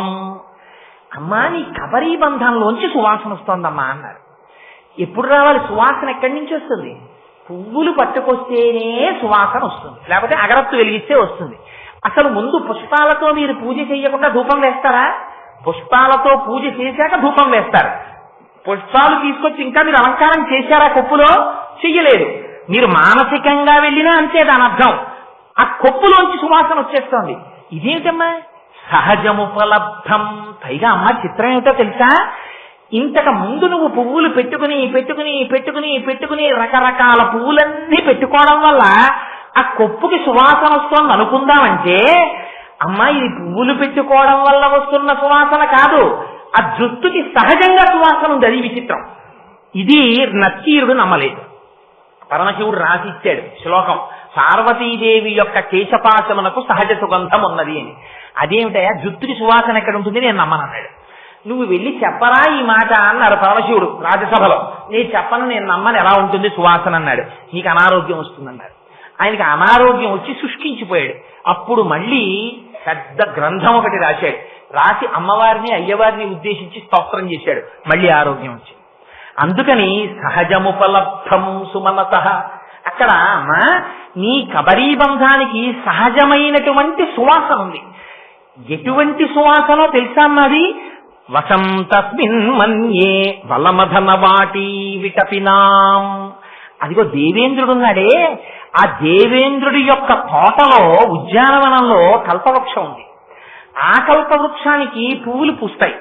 అందరూ కల్పవృక్షం దగ్గరికి వెళ్ళి మాకు కల్పవృక్షం పువ్వు దొరికితే బాగుండు, తల్లో పెట్టుకుందాం అనుకుంటారు. ఆడవాళ్ళందరూ పువ్వులు వంక చూస్తారు. చూసి ఏమనుకుంటారు? ఇది 5వ తనానికి గుర్తు, మేము సువాసినులం కదా, ఈ పువ్వు మేం కబరీబంధంలో పెట్టుకుంటాము అనుకుంటారు. కానిట కల్పవృక్షానికి పూసిన పువ్వులు అమ్మవారిని చూసి అనుకుంటాయిట, అబ్బా అమ్మవారు తీసుకెళ్లి మమ్మల్ని కొప్పులో పెట్టుకుంటే బాగుండు, అంత సువాసన కొప్పుకి ఎలా వస్తోందో మేం కనిపెట్టాలి అనుకుంటాయిట. ఇదమ్మా చిత్రం. సామాన్యమైన స్త్రీకి ఉండే కబరీబంధానికి నీ కబరీబంధానికి ఇది తేడా అమ్మా అన్నారు. ఎంత విచిత్రం! కల్పవృక్షానికి పూసినటువంటి పువ్వులు అమ్మవారి కొప్పులోకి వెళ్లి కూర్చుని అమ్మవారి కొప్పు నుంచి వచ్చేటటువంటి సువాసనలు తీర్చాలనుకుంటాయిట. ఇందులో రహస్యం ఏమిటో తెలుసా అండి? శాస్త్రోక్తంగా అమ్మవారి యొక్క ప్రాణప్రతిష్ఠ చేసి పూజ చేయబడినది అని గుర్తు ఏమిటో తెలుసా? అపారమైనటువంటి సుగంధం వస్తుంది. ఎక్కడా లేనటువంటి చిత్ర విచిత్రమైన పుష్పజాతుల నుంచి వచ్చేటటువంటి సువాసన ఏది ఉన్నదో, మరునాడు మీరు నిర్మాల్యం తీయడం కోసం పూజామందిరం తలుపులు తీసి లోపలికెడితే అరవిరిసినటువంటి చంపక, అశోక, పున్నాగ, సౌగంధికములను పూజ చేస్తే ఎటువంటి సువాసనలు వస్తాయో అటువంటి సువాసనలు పూజామందిరంలోంచి వస్తాయి.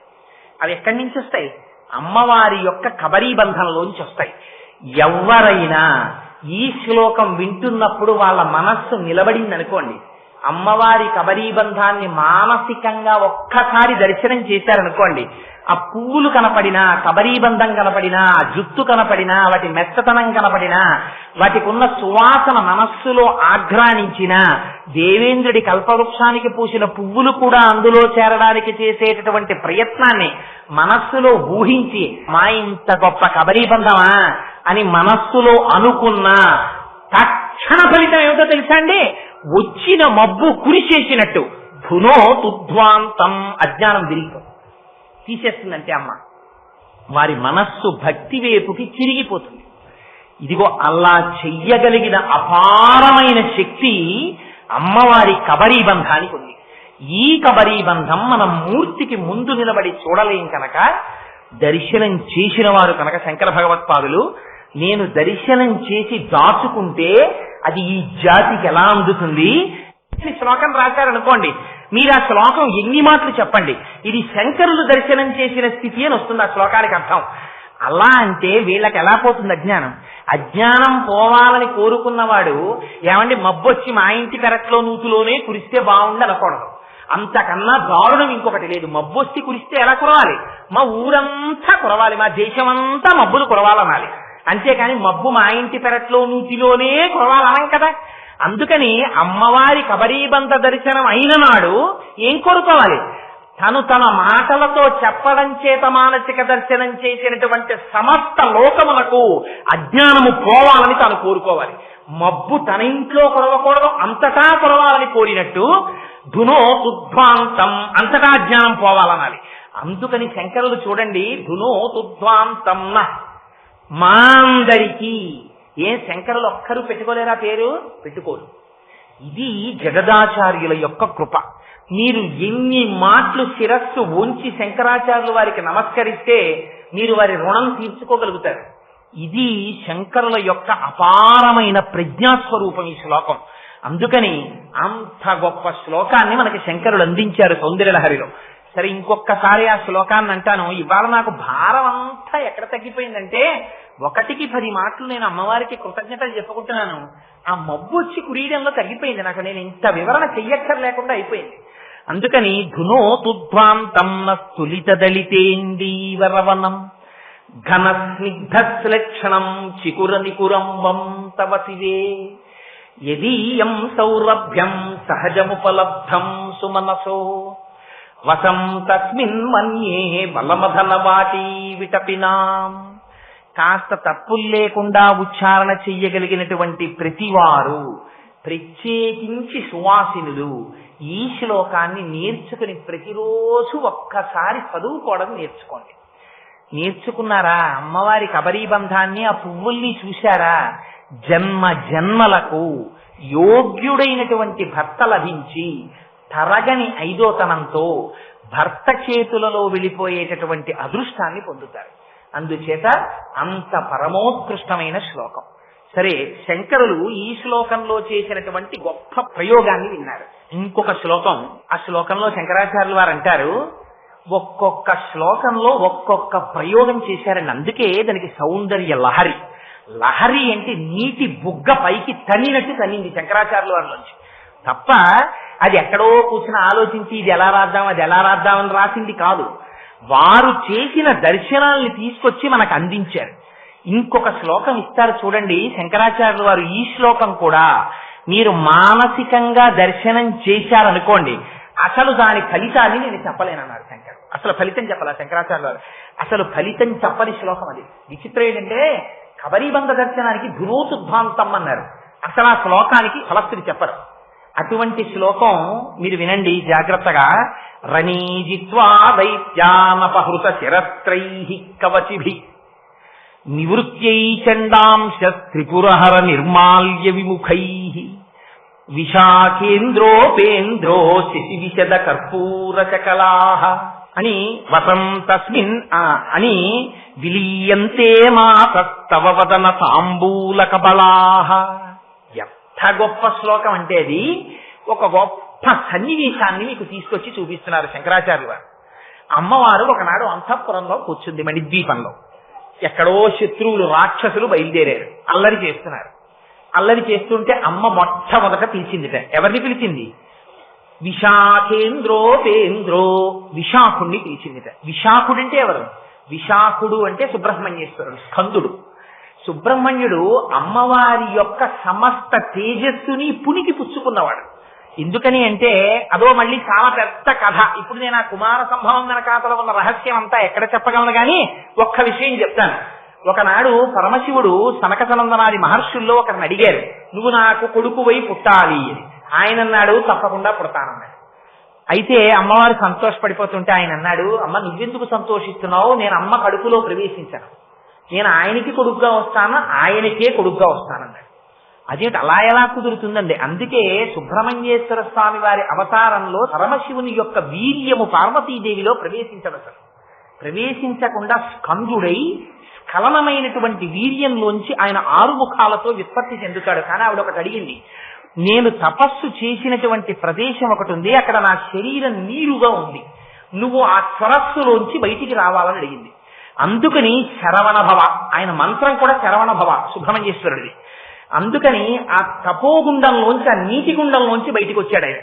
అందుకే మీరు చూడండి సుబ్రహ్మణ్యేశ్వర స్వామి వారిని కానీ మీరు చూస్తే ఎంత అందమో చెప్పలేను.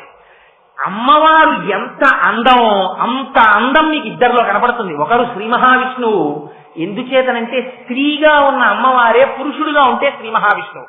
అందుకే విష్ణుమూర్తి కూడా పరమశివుడిలో దేహార్థ భాగాన్ని పొందుతారు. అందుకని అయ్యవారంత అందంగా ఉంటారు విష్ణువు. మళ్ళీ సుబ్రహ్మణ్యుడు అంత అందగాడు. ఆయన ఇలా శక్తి పట్టుకుని ఒక్కొక్క చోట అయితే కేవలం గోచి పెట్టుకుని నిలబడ్డాడు మహానుభావుడు. అయినా సరే ఇలా నిలబడితే ఎంత అందమో, ఆ బుగ్గలు చూస్తే ఆ ఎర్రటి బుగ్గలు. నిజంగా సుబ్రహ్మణ్యేశ్వర స్వామి వారి తాలూకా మూర్తిని అలా పెట్టుకున్నారు అనుకోండి, మీరు పెట్టుకుంటే ఆయన్ని చూస్తే నమస్కారం చెయ్యబుద్ధి కన్నా ఓసారి బుగ్గలకి వెళ్ళాలనిపిస్తుంది.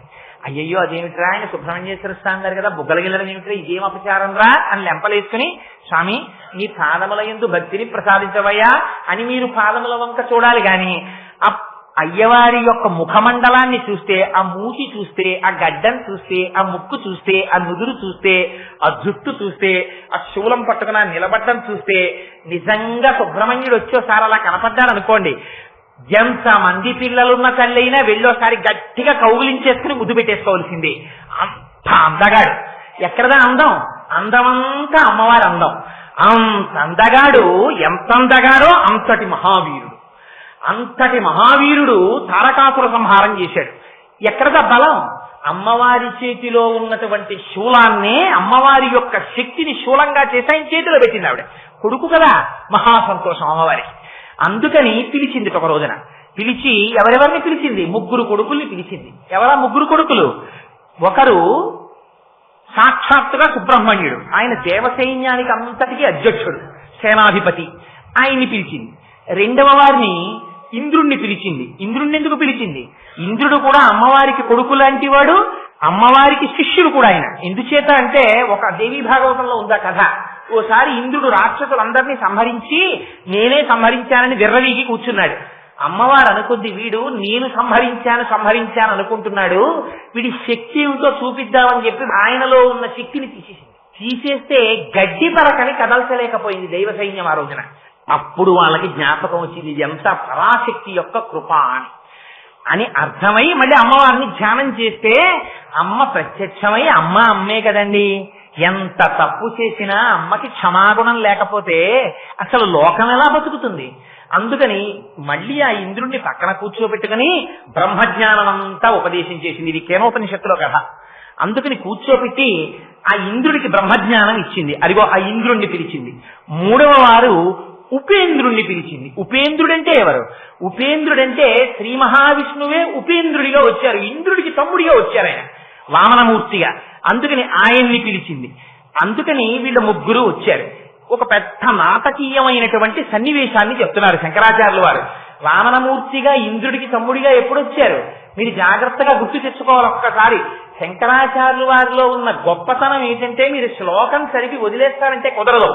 వెనకాతలకి మళ్ళీ ప్రతి మాటలోనూ వెనక్కెడుతుండాలి. ఒకసారి వెనక్కి వెళ్ళి దాని వెనకాతల ఉన్న రహస్యాలు, దాని వెనకనున్న కథలు జ్ఞాపకం తెచ్చుకోవాలి. ఒకసారి ఎప్పుడు వచ్చారు వామనమూర్తిగా?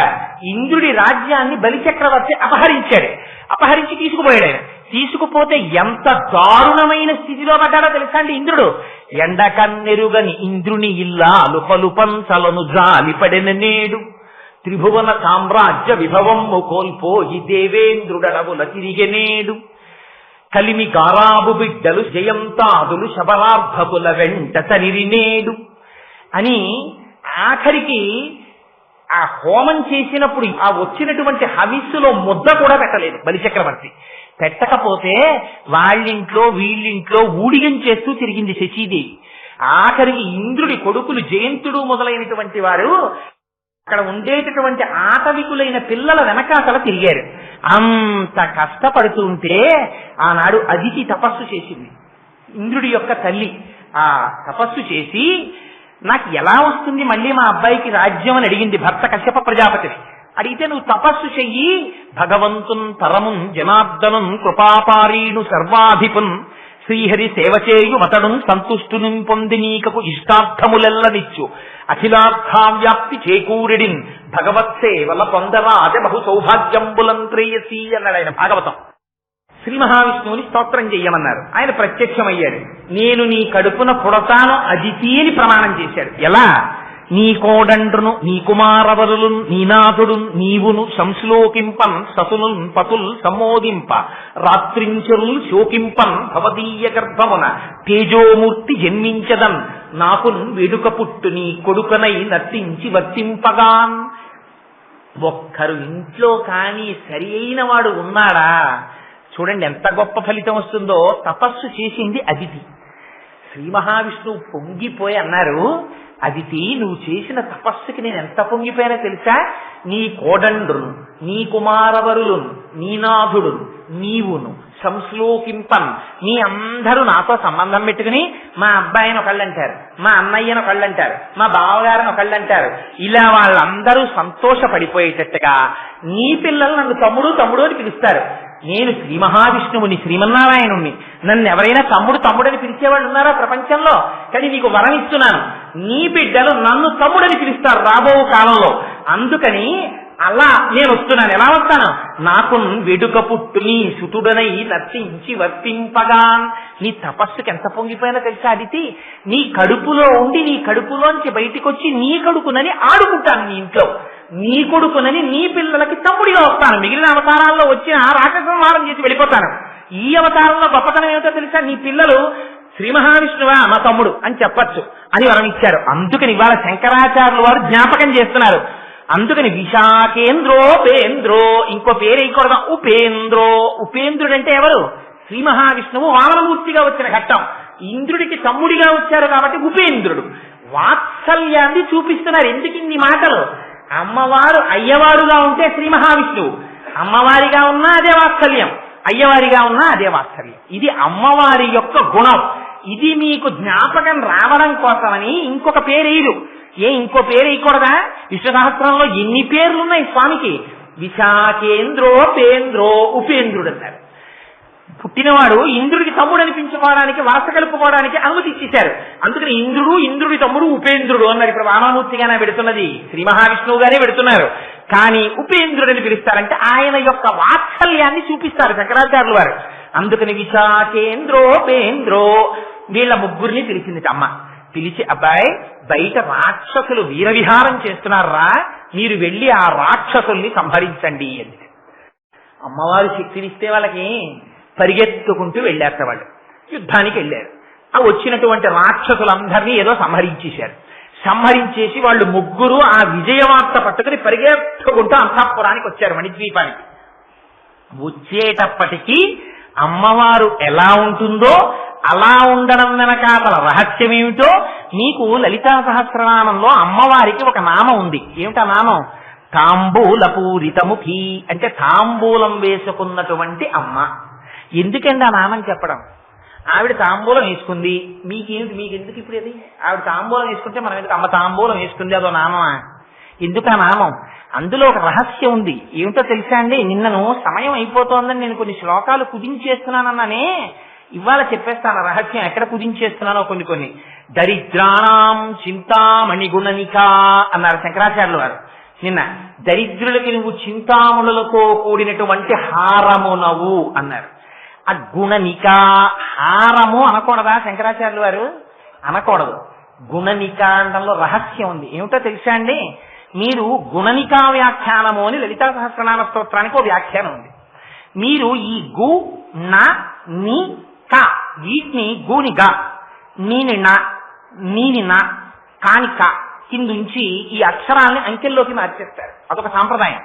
ఈ అక్షరాల్ని మీరు అంకెల్లోకి మార్చేశారనుకోండి, గా 5 అయిపోతుంది, నా 3 అయిపోతుంది, నా 0 అయిపోతుంది, కా 1 అయిపోతుంది. అంకానం వామతో గతి. అంకెగా చెప్పేటప్పుడు మళ్ళీ అక్షరాన్ని అంకెగా చెప్తే అట్టించి తిరగేయాలి. అంతల్లా మీరు మరి అష్టోత్తర శతనామం అంటున్నారు. అష్టోత్తర అన్నప్పుడు ముందు 8, శత అంటే అటువైపుకి 100. చెప్పినప్పుడు 100 ఇటేసి 8 అటేసి 108 అంటల్లా. చతుర్దశ ముందు 4, దశ 2. చెప్పినప్పుడు 10 ఇటేసి 4 అటేసి 14 అంటల్లా. అంకానం వామతో గతి అట్నుంచి మార్చి చెప్తారు. అందుకని ఇప్పుడు మీకు ఇవేమైపోతుంది? అట్నుంచి ఇటుకేశారనుకోండి 1053 వస్తుంది. లలితా సహస్రనామ స్తోత్రాన్ని గుణనికా వ్యాఖ్యానంతో చదివి నామాన్ని ఏరితే 1053 వస్తాయి. ఇవి ప్రతి నామం చింతామణి అయిపోతుంది. గుణనికా వ్యాఖ్యానాన్ని చదివి లలితా సహస్రనామ స్తోత్రం చదివితే మీరు ఏ నామం చెప్పినా అది చింతామణి మీ చేతిలోకి వచ్చి కూర్చుంటుంది. ఆ చింతామణి చేత్తో పట్టుకున్నవాడు ఏదైనా చేసేస్తాడు. అందుకని ఇదిగో గుణనిక అనొక్క మాట శంకరుడు వేస్తే దాని వెనకాతల అన్ని రహస్యాలు. అది నిన్నటి శ్లోకానికి మళ్ళీ ఇవాళ వచ్చాను, చెప్పాలి కాబట్టి. సరే, అందుకని ఇక్కడ శంకరులు అంటారు, ఈ ముగ్గురు యుద్ధానికి వెళ్ళారు రాక్షసుల మీదకి. వెళ్ళిన వాళ్ళు యుద్ధం చేశారు, గెలిచారు రాక్షసుల మీద. పరుగున ఇంటికి వచ్చారు. అంతఃపురంలో అమ్మవారికి వచ్చి తాంబూలం వేసుకుంది. అక్కడ కదా ఆగాను. తాంబూల పూరితముఖి, తాంబూలం వేసుకున్నమ్మా అని లలితా సహస్రంలో అమ్మవారికి ఓ పేరు. ఎందుకంటే ఆ పేరు వ్యాసుల వారు అంతే చెప్పు వదిలేశారు. ఆ పేరేమిటో, ఆ పేరు వింటే ఏమవుతుందో, అలా అమ్మవారి నోటిని చూస్తే ఏమవుతుందో, అలా ఎందుకు వేసుకుని ఉంటుందో రహస్యాన్ని శంకరాచార్యులు వారు చెప్తారు ఇవాళ. ఆయన అంటారు, ఆ ముగ్గురు యుద్ధంలో గెలిచారు. గెలిచి విజయవార్త చెప్పాలనుకున్నారు అమ్మకి. చెప్పాలనుకుని అమ్మవారే కదా మరి పిలిచి చెప్పింది యుద్ధానికి వెళ్ళమని. శక్తినిచ్చింది అమ్మవారే, పరాశక్తి స్వరూపం గనక. పరిగెత్తుకుంటూ వచ్చారట. ఇంటికి వచ్చి అంతఃపురంలోకి పరిగెత్తుకుంటూ వచ్చేసారట లోపలికి. వచ్చేటప్పటికి రణే జిత్వా దైత్యానపహృత శిరస్త్రై కవచిభి. అంతఃపురంలోకి పరిగెత్తుకుంటూ వచ్చేశారు. అమ్మ దగ్గరికి వెళ్ళాలి. అమ్మ దగ్గరికి వెళ్ళేటప్పుడు దేవాలయం లోపలికి వాన పడుతున్నా దర్శనానికి వస్తుంటే రాజద్వారం దాటి లోపలికి వచ్చేటప్పుడు టోపీ తీసేయాలి. తల తడిసిపోయినా సరే. ఛత్రం పట్టించుకునే అధికారం పరమాత్మ ఒక్కడికే ఉంది దేవాలయ ప్రాంగణంలో. వాన పడుతున్నా మనం గుడిగేసుకోకూడదు, రాజద్వారం దాటాక గుడిగేసుకోవాలి. ఎందుకని? ఛత్రం ధారయామి అని ఇక్కడ పరమాత్మకి మాత్రమే గొడుగు పడతారు. ఇక్కడ మనం గొడుగు పట్టుకుంటే అపచారం అవుతుంది. అందుకని గొడుగు గుళ్ళో ప్రదక్షిణం చేసేటప్పుడు కొంతమంది వాన పడుతుంటే గొడుగు మూసి లోపలికి వెళ్తారు. అదేంటి ఇక్కడ వరకు గొడుగుతో వచ్చిన వాళ్ళు శివాలయంలో ఆ లోపల నంది దాటే వరకు గొడుగు వేసుకు వెళ్ళొచ్చుగా, ఎందుకలా తడిసిపోయి వెళ్తాడనిపిస్తుంది మనకంటే. వారికి తెలుస్తన్నమాట సంప్రదాయం. అందుకని గొడుగు మూసేసి చేత్తో పట్టుకుని దాటుతారు రాజద్వారాన్ని, గొడుగుతో లోపలికి వెళ్ళరు. సరే, అందుచేత శంకరులు అంటారు, రణీజిత్వా దైత్యానపహృత శిరస్త్రై. ఆ పెట్టుకున్నటువంటి కిరీటాలున్నాయే అవి తీసేసేట గబగబా. తీసేసి అక్కడ పెట్టేశారు. ఎందుకని? అమ్మ దగ్గరికి వెడుతున్నారు, లోపల అమ్మ దర్శనానికి వెడుతున్నారు. వెళ్ళేటప్పుడు కిరీటాలు ఉండొచ్చా? పైన ఉండకూడదు. అమ్మ సాక్షాత్ పరాశక్తి స్వరూపం. అమ్మ దర్శనానికి వెడుతున్నామని తీసేశారట. ఇవాళ మనం తిరుమలలో చూడండి మీరు, నాకు చాలా బాధ కలిగేది ఏమిటంటే ఒక్క బోర్డు పెట్టరు, సంప్రదాయాన్ని చెప్పినవాడు ఉండడు. మీరు టోపీలు పెట్టుకుని, పాపం వాళ్ళకి తెలియదు. నేను వెడుతున్న భక్తుల్ని ఎన్నడూ విమర్శించను, వాళ్ళకి తెలియక చేస్తారు. మీరు చెప్పండి, వాళ్ళు చేయదు. వాళ్ళకి తెలియక జరుగుతుందంటే పొరపాటు. దాన్ని అమ్మవారు కూడా క్షమిస్తుంది. పాపం టోపీలు పెట్టుకుని వస్తారు గుళ్ళల్లో, తీర్థం దగ్గరికి, గోవిందరాజుల గుళ్ళోకి. అర్చకులు టోపీలు తీసి శటకోపం పెడతారు, మళ్ళీ వీడు టోపీ పెట్టుకుని వెళ్ళిపోతుంటాడు. వాడికి తెలియదు ఎందుకు టోపీ తీశాడు. గుళ్ళో టోపీ పెట్టకూడదురా, అది అపచారం అని వాడికి తెలియదు. తెలియక టోపీ పెట్టుకుంటాడు. మనకి నేర్పుతున్నారు శంకరాచార్యులు వారి శ్లోకాన్ని అడ్డుపెట్టి, నానా దేవాలయంలోకి నువ్వు వెడుతున్నా అంతే, అమ్మవారి అంతఃపురంలో పెడుతున్నావు దర్శనానికి. అందుకని శిరస్త్రైహి గభాలను తీసేశారు, తీసేసి అక్కడ పెట్టేశారు. అపహృత శిరస్త్రైహి కవచిభిహి, కానీ కవచాలు తీయలేదు. కవచాలు మాత్రం ఉండిపోయేటాయి. ఏం కవచాలు తీయకపోవడం ఏంటి అంటే, టోపీ తీసేయడం తేలిక, తల మీద ఉంటుంది కాబట్టి ఇలా తీసేసి అక్కడ బల్లో నేలో ఏదుంటే అది అరుగో దాని మీద పెట్టేస్తారు. కవచం విప్పుకోవాలంటే యుద్ధానికి వెళ్ళేటప్పుడు కవచం కట్టుకున్నప్పుడు చాలా గట్టిగా కట్టుకుంటారు. ఎందుకని? ఆ కవచానికి పెద్ద పెద్ద గుండీళ్ళు అంటే ఉంటాయి, ఆ గుండీలు వేసి బిగించేస్తారు, కాళ్ళేసి కట్టేస్తారు. ఎందుకని? శరీరములకు ముఖ్యమైన భాగములకు దెబ్బ తినకుండా కవచం కాపాడుతుంది. ఆ కవచం జారిపోకూడదు, అందుకని చాలా గట్టిగా కట్టుకుంటారు ఆ కవచాన్ని. కవచంలో ఎక్కడైనా ఖాళీ కనపడితే ఆ ఖాళీలోంచి బాణం కొడతారు శత్రువులు. మరి ఖాళీ లేకుండా కట్టుకోవాలి. కవచం ఇప్పుకోవడం చాలా టైం పడుతుంది. ఆ తాళ్ళు ఇప్పుకోవాలి, కప్పెట్లు ఇప్పుకోవాలి, గుండీలు ఇప్పుకోవాలి, ఆ పెట్టుకున్న మేకులు ఇప్పుకోవాలి. అవన్నీ విప్పి కవచం తీసి పక్కన పెట్టాలి. వీళ్ళు లోపల ఎంత సంతోషంగా ఉన్నారంటే అమ్మ దగ్గరికి వెళ్ళిపోయి చెప్పాలి, అమ్మ అమ్మ అమ్మ గెలిచేసామమ్మా, వచ్చేసామమ్మా అని చెప్పాలి. ఇది ఎలా ఉంటుందంటే మీకు నాటకీయంగా శంకరాచార్యులు వారు దర్శనం చేయిస్తారు. పిల్లవాడు ఉంటాడు, ఒరే నాన్న ఫస్ట్ యూనిట్ బాగా రాశావా అంటుంది అమ్మ పొద్దున్న సాక్స్ వేస్తూ. ఒరే నువ్వు ఆ సాక్స్ తో పరిగెడుతున్నావురా, అడుగునేమో నల్లగా అట్టలు కట్టేస్తున్నాయి, గోడ జారిపోతోంది ఆ సాక్స్ ఉతకలేక, నువ్వు ఆ సాక్స్ తో నడిచే అలవాటు మానేసేయి, బూట్లు విప్పగానే సాక్స్ కూడా విప్పు అంటుంది అమ్మ. ఇన్ని చెప్తుంది. ఓ అలాగేనమ్మా అలాగేనమ్మా అంటాడు. హాయిగా దొరలా కుర్చీలో కూర్చుని చేతిలో పళ్ళెం పెట్టుకుని టిఫిన్ తింటూ ఉంటాడు దొరగారు. పాపం అమ్మ కింద కూర్చుని వీడి కాళ్ళకి సాక్స్ చేస్తుంది. ఏమిచ్చి రుణం తీసుకుంటారండి అమ్మకి మీరు? మీ కాళ్ళు పట్టుకుని సాక్సేసి బూటు కాళ్ళలోకి ఎక్కించి ఆ లేసులు చక్కగా ముడేసి, ఒరే నువ్వు ఆ కాళ్ళు ఉండగానే ఆ బూట్లు ఇలా నొక్కేస్తున్నావు, అవి శుభ్రంగా ఇలా లూజ్ అయిపోతున్నాయి, అలా చేయకు, లేచిప్పుకో అని ఇన్ని చెప్తూ వాడు అన్నం తింటుంటే టిఫిన్ తింటుంటే ఈవిడ అన్ని కడుతుంది. పాపం కడితే వీడు స్కూల్కి వెళ్ళిపోతాడు. వెళ్ళిపోయి మధ్యాహ్నం లంచ్ బ్రేక్ లో ఇంటికి వస్తుంటాడు. మార్కులు ఇచ్చారు, వీడికి ఏదో ఫస్ట్ మార్క్ వచ్చింది. ఆ ప్రోగ్రెస్ కార్డు అట్టుకున్నాడు. అమ్మకి చెప్పాలి, అమ్మ ఫస్ట్ మార్క్ వచ్చిందమ్మా అని. పరిగెత్తుకుంటే ప్రోగ్రెస్ కార్డు ఇలాగే చేతిలో పట్టుకుని పరిగెత్తుకొచ్చేస్తుంటాడు. ఆ వచ్చేసి ఆ బ్యాగ్ ఉంటుంది, కాలింగ్ బెల్ 2 మాటలు 3 మాటలు నొక్కేస్తాడు, తలుపులు గుద్దేస్తాడు. వస్తున్నా వస్తున్నా అమ్మ గబగబా వెళ్ళి గడియ తీసొచ్చి, పాపం అమ్మకేం తెలుసు, వచ్చి కుర్చీలో కూర్చుంటుంది. వాడు చాకలి మూట విసిరేసినట్టు ఆ బ్యాగ్ ఇలా తీసేసి ఒక్కసారి ఇంట్లోకి విసిరి పారేసి, ఈ బూటు కాలుతో ఈ బూట్ని, ఈ బూటు కాలుతో ఈ బూట్ని తొక్కేసి విప్పేసి, ఒక్కసారి మళ్ళీ ఆ సాక్షి విప్పాలంటే మాత్రం కూర్చుని శ్రద్ధగా ఇలా విప్పాలి, టైం ఉండదు. అందుకని పరిగెత్తుకుంటూ లోపలికి వచ్చేసి అమ్మ కుర్చీలో కూర్చుంటే పక్కనే కూర్చుండిపోయి ఆ చెమటతోటి అమ్మకి ఒళ్ళో ప్రోగ్రెస్ కార్డు అయితే, అమ్మ ఫస్ట్ ర్యాంక్ చూసావా తెలుగు అని ఇలా చూపించేస్తుంటాడు. చూపించేస్తుంటే అమ్మ సంతోషపడిపోతే ఇలా మార్కులు చూస్తుంటే అమ్మ నోటి వంక, అమ్మ వేసుకున్న తాంబూలం నోటి వంక చూస్తూ ఆ ప్రోగ్రెస్ కార్డులో మార్కులు చెప్పిన పిల్లల్లా, సాక్షి తిప్పకుండా ఇంట్లోకి వచ్చేసిన పిల్లల్లాగా ఈ ముగ్గురు అమ్మ దగ్గరికి ఎప్పుడు వెళ్ళిపోదాం అంటే వాళ్ళు కూడా అమ్మ పిల్లలే. ఇంద్రుడు, సుబ్రహ్మణ్యుడు, శ్రీ మహావిష్ణువు వీళ్ళు కూడా అమ్మవారి పిల్లలు. అంటే మనమెంతటి వాళ్ళం, మనం కూడా అందరం అమ్మవారి పిల్లలం. ఇది శంకరాచార్యులు వారు చెప్పేది. అలా వాత్సల్యం అటువంటిది. పరుగు అమ్మవారి దగ్గరికి వెళ్ళిపోయారట. వెళ్ళిపోయి పైన ఉన్నటువంటి కిరీటాలు తీశారట. కానీ అపహృత శిరస్త్రైహి కవచిభిహి, కవచాలు మాత్రం ఉండిపోయాట. ఆ పిల్లలు ఎలా అమ్మ దగ్గరికి పరిగెడతారో అలా పరిగెడుతున్నారట ముగ్గురు కవచంతో. పరిగెడుతుంటే ముందు పరమశివుడి యొక్క నివాసం కనపడింది. అందులోకి ముందు నాన్నగారి దగ్గరికి వెళ్ళోసారి చెప్పేద్దాం నాన్నగారికి, నాన్నగారండి మేము ఎందుకని ముందు శివుడి మందిరానికి వెళ్లకుండా అమ్మ దగ్గరికి వచ్చారా? అసహించుకుంటుంది అమ్మ, గుర్తుపెట్టుకోండి. మీరు ముందు ఆవిడ భర్తని సేవించకపోయారా, శక్తిని ఆవిడ ఇచ్చి ఉండొచ్చు, ఆవిడ భర్తకి అగౌరవం కలిగిందా ఆవిడ కన్ను ఎరిపెక్కుతుంది. అందుకని ముందు నాన్నగారి దగ్గరికి వెళ్ళవలసిందే. వీళ్ళు పరిగెత్తుకుంటూ నాన్నగారి అంతఃపురంలోకి వెళ్ళారట.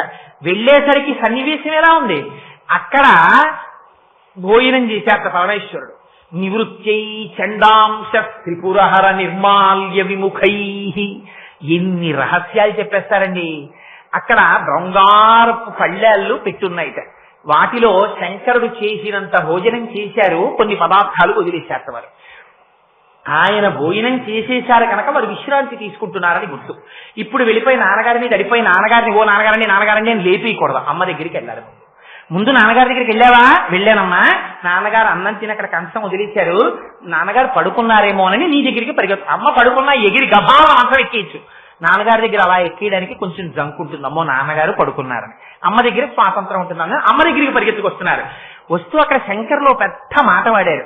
అంత యుద్ధం చేసి వచ్చారు కదా, వచ్చినప్పుడు ఆకలిగా ఉంటుంది కదా, మరి తండ్రి కదా, తండ్రి తిన్న విస్తట్లో ఇంకా కొన్ని మధుర పదార్థాలు ఉన్నాయి కదా, ఆ మధుర పదార్థాలు మరి వీళ్ళు ఏదో కొన్ని తీసుకుని రే పరమశివుడి ప్రసాదం రా అని వీళ్ళు కూడా తినాలి కదా, నోట్లో వేసుకోవాలి కదా. మరి ఆ విధేయత లేకుండా తండ్రి తిన్నటువంటి భుక్తశేషం అక్కడ ఉంటే ముట్టుకోకుండా దాని వంకసలు ఇలా చూడలేక ఇలా తిప్పేస్తున్నారు. నివృత్యై చండాంశ త్రిపురహర నిర్మాల్య విముఖై. తల తిప్పేశారు. ఎందుకు అలా తల తిప్పేయడం అంటే శంకరుడు ఎంతటి ఉదారుడో మిమ్మల్ని అర్థం చేసుకోమని. అందులో శంకరాచార్యుల వారి యొక్క రచన వైచిత్రి చూడండి. ఆయన ఎంత అమాయకుడో, ఎంత భోళాశంకరుడో చెప్పడం. ఎంత భోళాశంకరుడు. శంకరుడికి ఒక అలవాటు ఉంది, ఏమిటో తెలుసా అండి? అరమరికలు లేనటువంటి వాడు భర్త అనుకోండి. ఒకవేళ ఇవాళ మీరు ఏదో పూజ చేసుకుంటున్నారు, ఆదివారం అమ్మయ్య ఆయన ఆఫీస్కి వెళ్ళరు కదా అని పాపం ఆవిడ ఆ రోజున నైవేద్యాలు పెట్టుకుందామని పొద్దున్నే లేచి తలస్నానం చేసి ఏదో 4 కాయలు కాస్త బూర్లు పులిహార అన్ని చేసుకుందామని సంతోషంగా కూర్చుంది. ఈయనేమో లేచి వచ్చాడు అర్జెంటుగా. ఆ రోజు కూడా ఆయనకు ఆఫీస్ ఉంది, అందుకని వెళ్ళిపోవాలి ఆయన. ఓసారి చూశాడు, ఏమే టిఫిన్ అవ్వలేదా అన్నాడు. అంతే అడుగుతాడు ఆయన. అంతే అడిగితే లేదండి వాళ్ళ నైవేద్యాలు పెడుతున్నాను అంది ఆవిడ. మధ్యాహ్నం నైవేద్యాలు పెట్టేసి ఏకంగా భోజనాలు చేసేద్దాం 11ంటికేను నైవేద్యాలు పెడుతున్నాను. ఆయన భోళాశంకరుడు. ఆయన నువ్వు వండలేదే అని అడగడు. పక్క పోషణలో వెళ్ళిపోయి చెల్లెమా ఇవాళ మీ వదిన నైవేద్యాలు ఎత్తుకుంటోంది, నువ్వు చేసాయండి టిఫిన్ అంటాడు. అంటే అయిపోయింది అన్నయ్య గారు, రండి ఇడ్లీ చేశాను, మీ బావగారు కూడా తింటున్నారు రండి అని ఆవిడ పెట్టేస్తుంది ఇడ్లీ. ఈయన తినేసి అప్పుడు వచ్చి చెప్తాడు, మా చెల్లెల దగ్గర తినేసానులే టిఫిన్, మధ్యాహ్నం వస్తాను నువ్వు నైవేద్యం పెట్టేసి ఉంచు ప్రసాదం తింటానంటాడు. శంకరుడికి వేళకి భోజనం సిద్ధం చేయలేదనుకోండి అమ్మవారు, ఆయన ఏం బెంగెట్టుకోడు. భిక్షాపాత్ర పట్టుకుని పక్కింటికి వెళ్ళిపోయి భవతి భిక్షాం దేహి అంటాడు. అప్పుడు వేసేవాళ్ళు అంటారు, అన్నపూర్ణమ్మ భర్తవు కదా నువ్వు అంటారు. తలవంపులేవరికి అమ్మవారికి. అందుకని తెల్లవారేటప్పటికి ముందు ఈయన ఎప్పుడు వెళ్ళిపోతాడో తెలియదు, ఏ వేగంలో పెట్టేశారో వెళ్ళిపోతాడో. అందుకని ఈయనకి మాత్రం భోజనం ఆవిడ సిద్ధం చేసి పెట్టేస్తుందట. ఈవిడికి తలవంపులు వస్తుంది, ఇది పాతివ్రత్యం. కంటికి రెప్పలా ముందు ఆయన్ని కాసుకుంటుంది. ఆయన భోజనం అయిపోయింది, ఈవిడ భోజనం అయిందో లేదో చెప్పరు శంకరాచార్యుల వారు. అమ్మ భోజనం చేసింది అంటే అంతకన్నా అసహ్యమైన మాట ఇంకోట్లేదు. మా అమ్మ భోజనం చేసిందిట, అన్ని రుచిగా ఉన్నాయట, మాకు పెడుతోంది అన్నారనుకోండి, ఏదో తేడా ఉంది ఆ మాటలో. అమ్మ వండిన తర్వాత అమ్మకి తృప్తి ఏమిటో తెలుసా అండి? మీకు పెడుతుంది అమ్మ. ముందు అమ్మ ఊరగాయలు పెట్టింది అనుకోండి, ఆ ఊరగాయల చేత్తోనే కొత్త ఊరగాయ పెద్ద బేసిన్లో ఆ వేడి అన్నం పెట్టి నూనెసి కొత్త ఊరగాయ కలిపి కొంచెం వగరవగరగా కారం కారంగా ఉప్పుగా ఉన్నటువంటి ముద్దలు పిల్లలందరినీ చుట్టూ కూర్చోబెట్టుకుని వాళ్ళు ఎంత పెద్ద పెద్ద వాళ్ళు అయిపోనివ్వండి, అదొక సంస్కృతి అంతే. వాళ్ళు చేతులు తాపుతుంటే ఒక్కొక్క ముద్ద పెడుతుంటే వాళ్ళ ముద్ద తింటుంటే ఎన్ని 1000 కళ్ళతో 1000 ఆశలతో వాళ్ళ కళ్ళల్లోకి చూస్తున్నాయి. నాన్న బాగుందా ఊరగాయ అంటే బాగుందమ్మా అన్నారు అనుకోండి. కిందటి ఏడాది కన్నా బాగుందా అంటే కిందటి ఏడాది కన్నా బాగుందమ్మా. ఉప్పు తక్కువైందా లేదు అమ్మా సరిపోయిందమ్మా. కారం తగ్గిందా తగ్గలేదమ్మా. కాయ ఓటుందమ్మా. ఇన్ని ప్రశ్నలు కనేస్తుంది ఏడు వేయడం. వాళ్ళు తింటే తను తిన్నట్టు ఇది అమ్మ. అందుకని అమ్మ భోజనం చేసిందని చెప్పకూడదు, మీరు చేస్తే అమ్మ చేసినట్టు.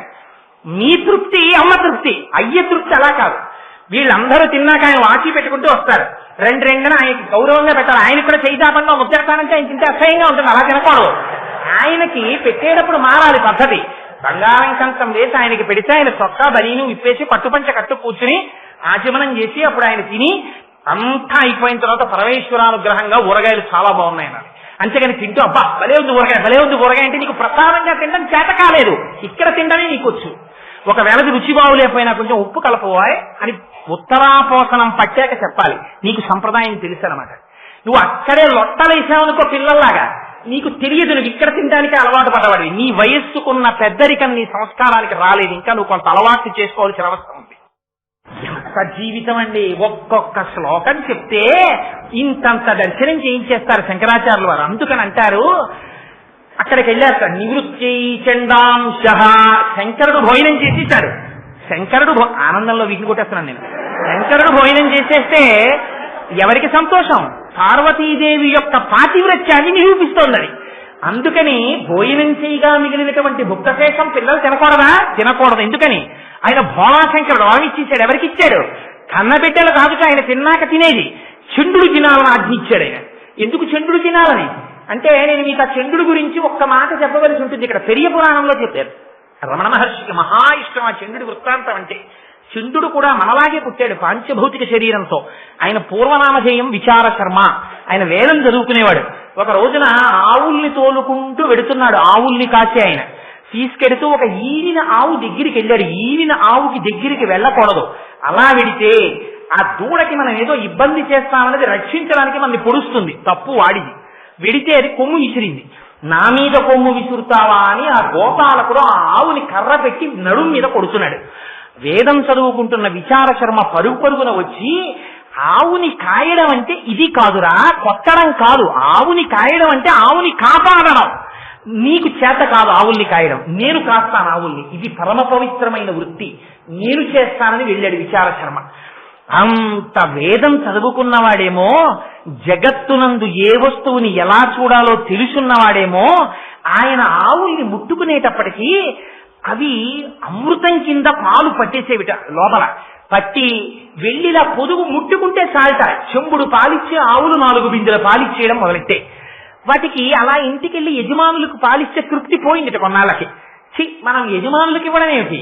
మహానుభావుడు మనని పోషిస్తున్నవాడు విచార శర్మ.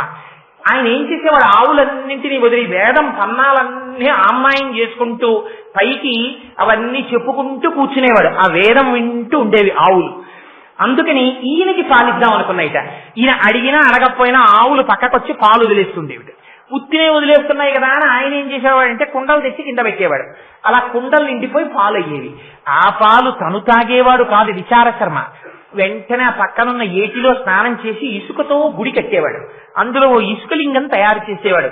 ఈ కుండలలో పాలు తీసి ఒక్కొక్క పాత్రతో పాలు పట్టుకుని, నమస్తే యస్తు భగవన్ విశ్వేశ్వరాయ మహాదేవాయ త్రయంబకాయ త్రిపురాంతకాయ త్రికాగ్నికాలాయ కాలాగ్నిరుద్రాయ నీలకంఠాయ మృత్యుంజయాయ సర్వేశ్వరాయ సదాశివాయ శ్రీమన్మహాదేవాయ నమః అంటూ అభిషేకం చేసేవాడు. ఇక్కడ అభిషేకం పూర్తయ్యేది అసుర సంఖ్య వేళ అయ్యేది.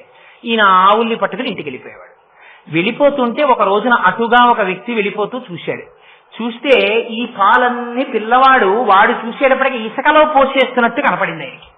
ఆయన వెళ్ళి ఊళ్ళో చెప్పాడు, మీ ఆవులు ఇంకా పాలిస్తాయి, ఆ విచార శర్మ పాలు తీసి ఇసుకలో పోసేస్తున్నాడు మధ్యాహ్నం పూట్ల అని.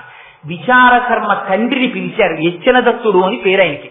ఆయన్ని పిలిచి, నీ కొడుకు ఆవుల పాలు ఇసుకలో పోసేస్తున్నాడు, అందుకని నీ కుమారుణ్ణి మందలించమన్నారు.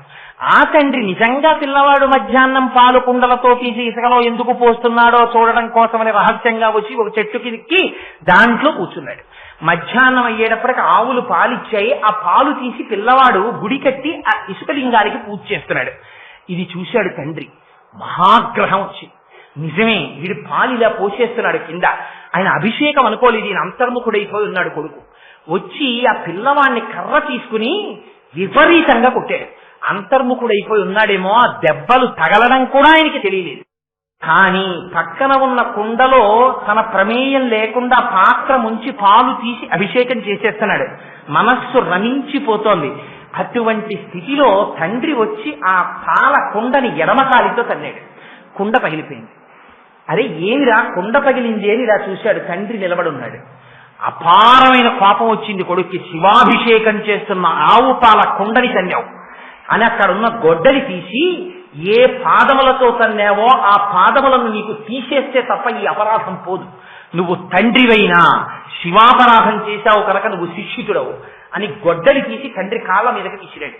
తండ్రి 2 కాళ్ళు తెగిపోయి ఆ ఇసుకలో పడి రక్తం వరదలై పారి ఏడ్చి మరణించాడు.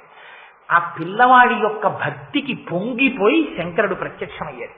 ప్రత్యక్షమై, విచార శర్మ, నీకు దివ్యదేహం ఇస్తున్నాను, నా కోసం ఇంత గొప్ప పని చేశావు కాబట్టి ఇవాళ నుంచి మా కుటుంబంలో నిన్ను 5వ వాడిగా తీసుకుంటున్నాను. నా కోసం ఆవు పాలతో ఇంత తాదాత్మ్యంతో అభిషేకం చేశావు కనుక ఇవాళ నుంచి నా కొడుకులకి కూడా లేని అధికారం నీకిస్తున్నాను. నేను భోజనం చేసిన తరువాత మిగిలిన పదార్థాలు నా కొడుకులు కూడా ముట్టుకోవడానికి వీల్లేదు, నువ్వు తినాలి. నీకు చూపించి నువ్వు తినేసిన తర్వాత నువ్వు తీసుకెళ్ళమని అనుగ్రహిస్తేనే వాళ్ళు తీసుకోవాలి. అందుకని నీకు వరం ఇస్తున్నానన్నాడు. ఇవాళకి మనం శివాలయంలో ఏమిటో తెలుసా అండి, తెలియక శివ నిర్మాల్యం అని వదిలేస్తారు. చంద్రుడికి చూపించి తెచ్చుకోవాలి. అక్కడికి వెళ్ళి ఇలా కొడుతుంటారు ఆయనకి చెవుడని. ఆయనకి చెవుడు కాదు, ఆయన ఎప్పుడు ధ్యానం చేస్తూ ఉంటాడు. ఆ శివాలయంలోకి వెళ్ళి ఆయన చెవుడు చెవుడు అని మీరంటే లేనిపోని పాపం మూట కట్టుకున్నట్టు. చిటికెల చండీశ్వరుడని పేరు ఆయనకి. ఆయన ఎప్పుడు భావ సమాధిలో ఉంటాడు. అందుకని మీరు వెళ్ళి ఇలా చిటికెయ్యాలి. వేస్తే ఆయన మహాగ్రహంతో కళ్ళు విప్పుతాడు. ఎందుకు చిటికేశావురా అని. అప్పుడు మీరు శివుడి యొక్క నిర్మాల్యం చూపించాలి. వెంటనే స్వామికి సమర్పించానండి, ప్రసాదం ఇచ్చారు, మీరు అనుగ్రహిస్తే పట్టుకెడతానని. ఆయన అదే పనిగా శివుడి దగ్గర వదిలేసినవన్నీ ఆయన తినడం. ఆయన తీసుకెళ్లరా అంటారు. ఆ చండీశ్వరుడు అనుగ్రహిస్తేనే ఫలితం వస్తుంది. అందుకని ఆయన్ని తలుచుకుని నిర్మాల్యం పక్కన పెట్టాలి. అది గభాలను వెళ్ళి ముట్టుకు తినకూడదు. చండీశ్వరుడు ఇంకా తీసుకున్నాడో తీసుకోలేదో, వీళ్ళు కంగారులో ఉన్నారు అమ్మవారి దగ్గరికి వెళ్ళడానికి. అందుకని నివృత్యై చండాంశ త్రిపురహర నిర్మాల్య విముఖై.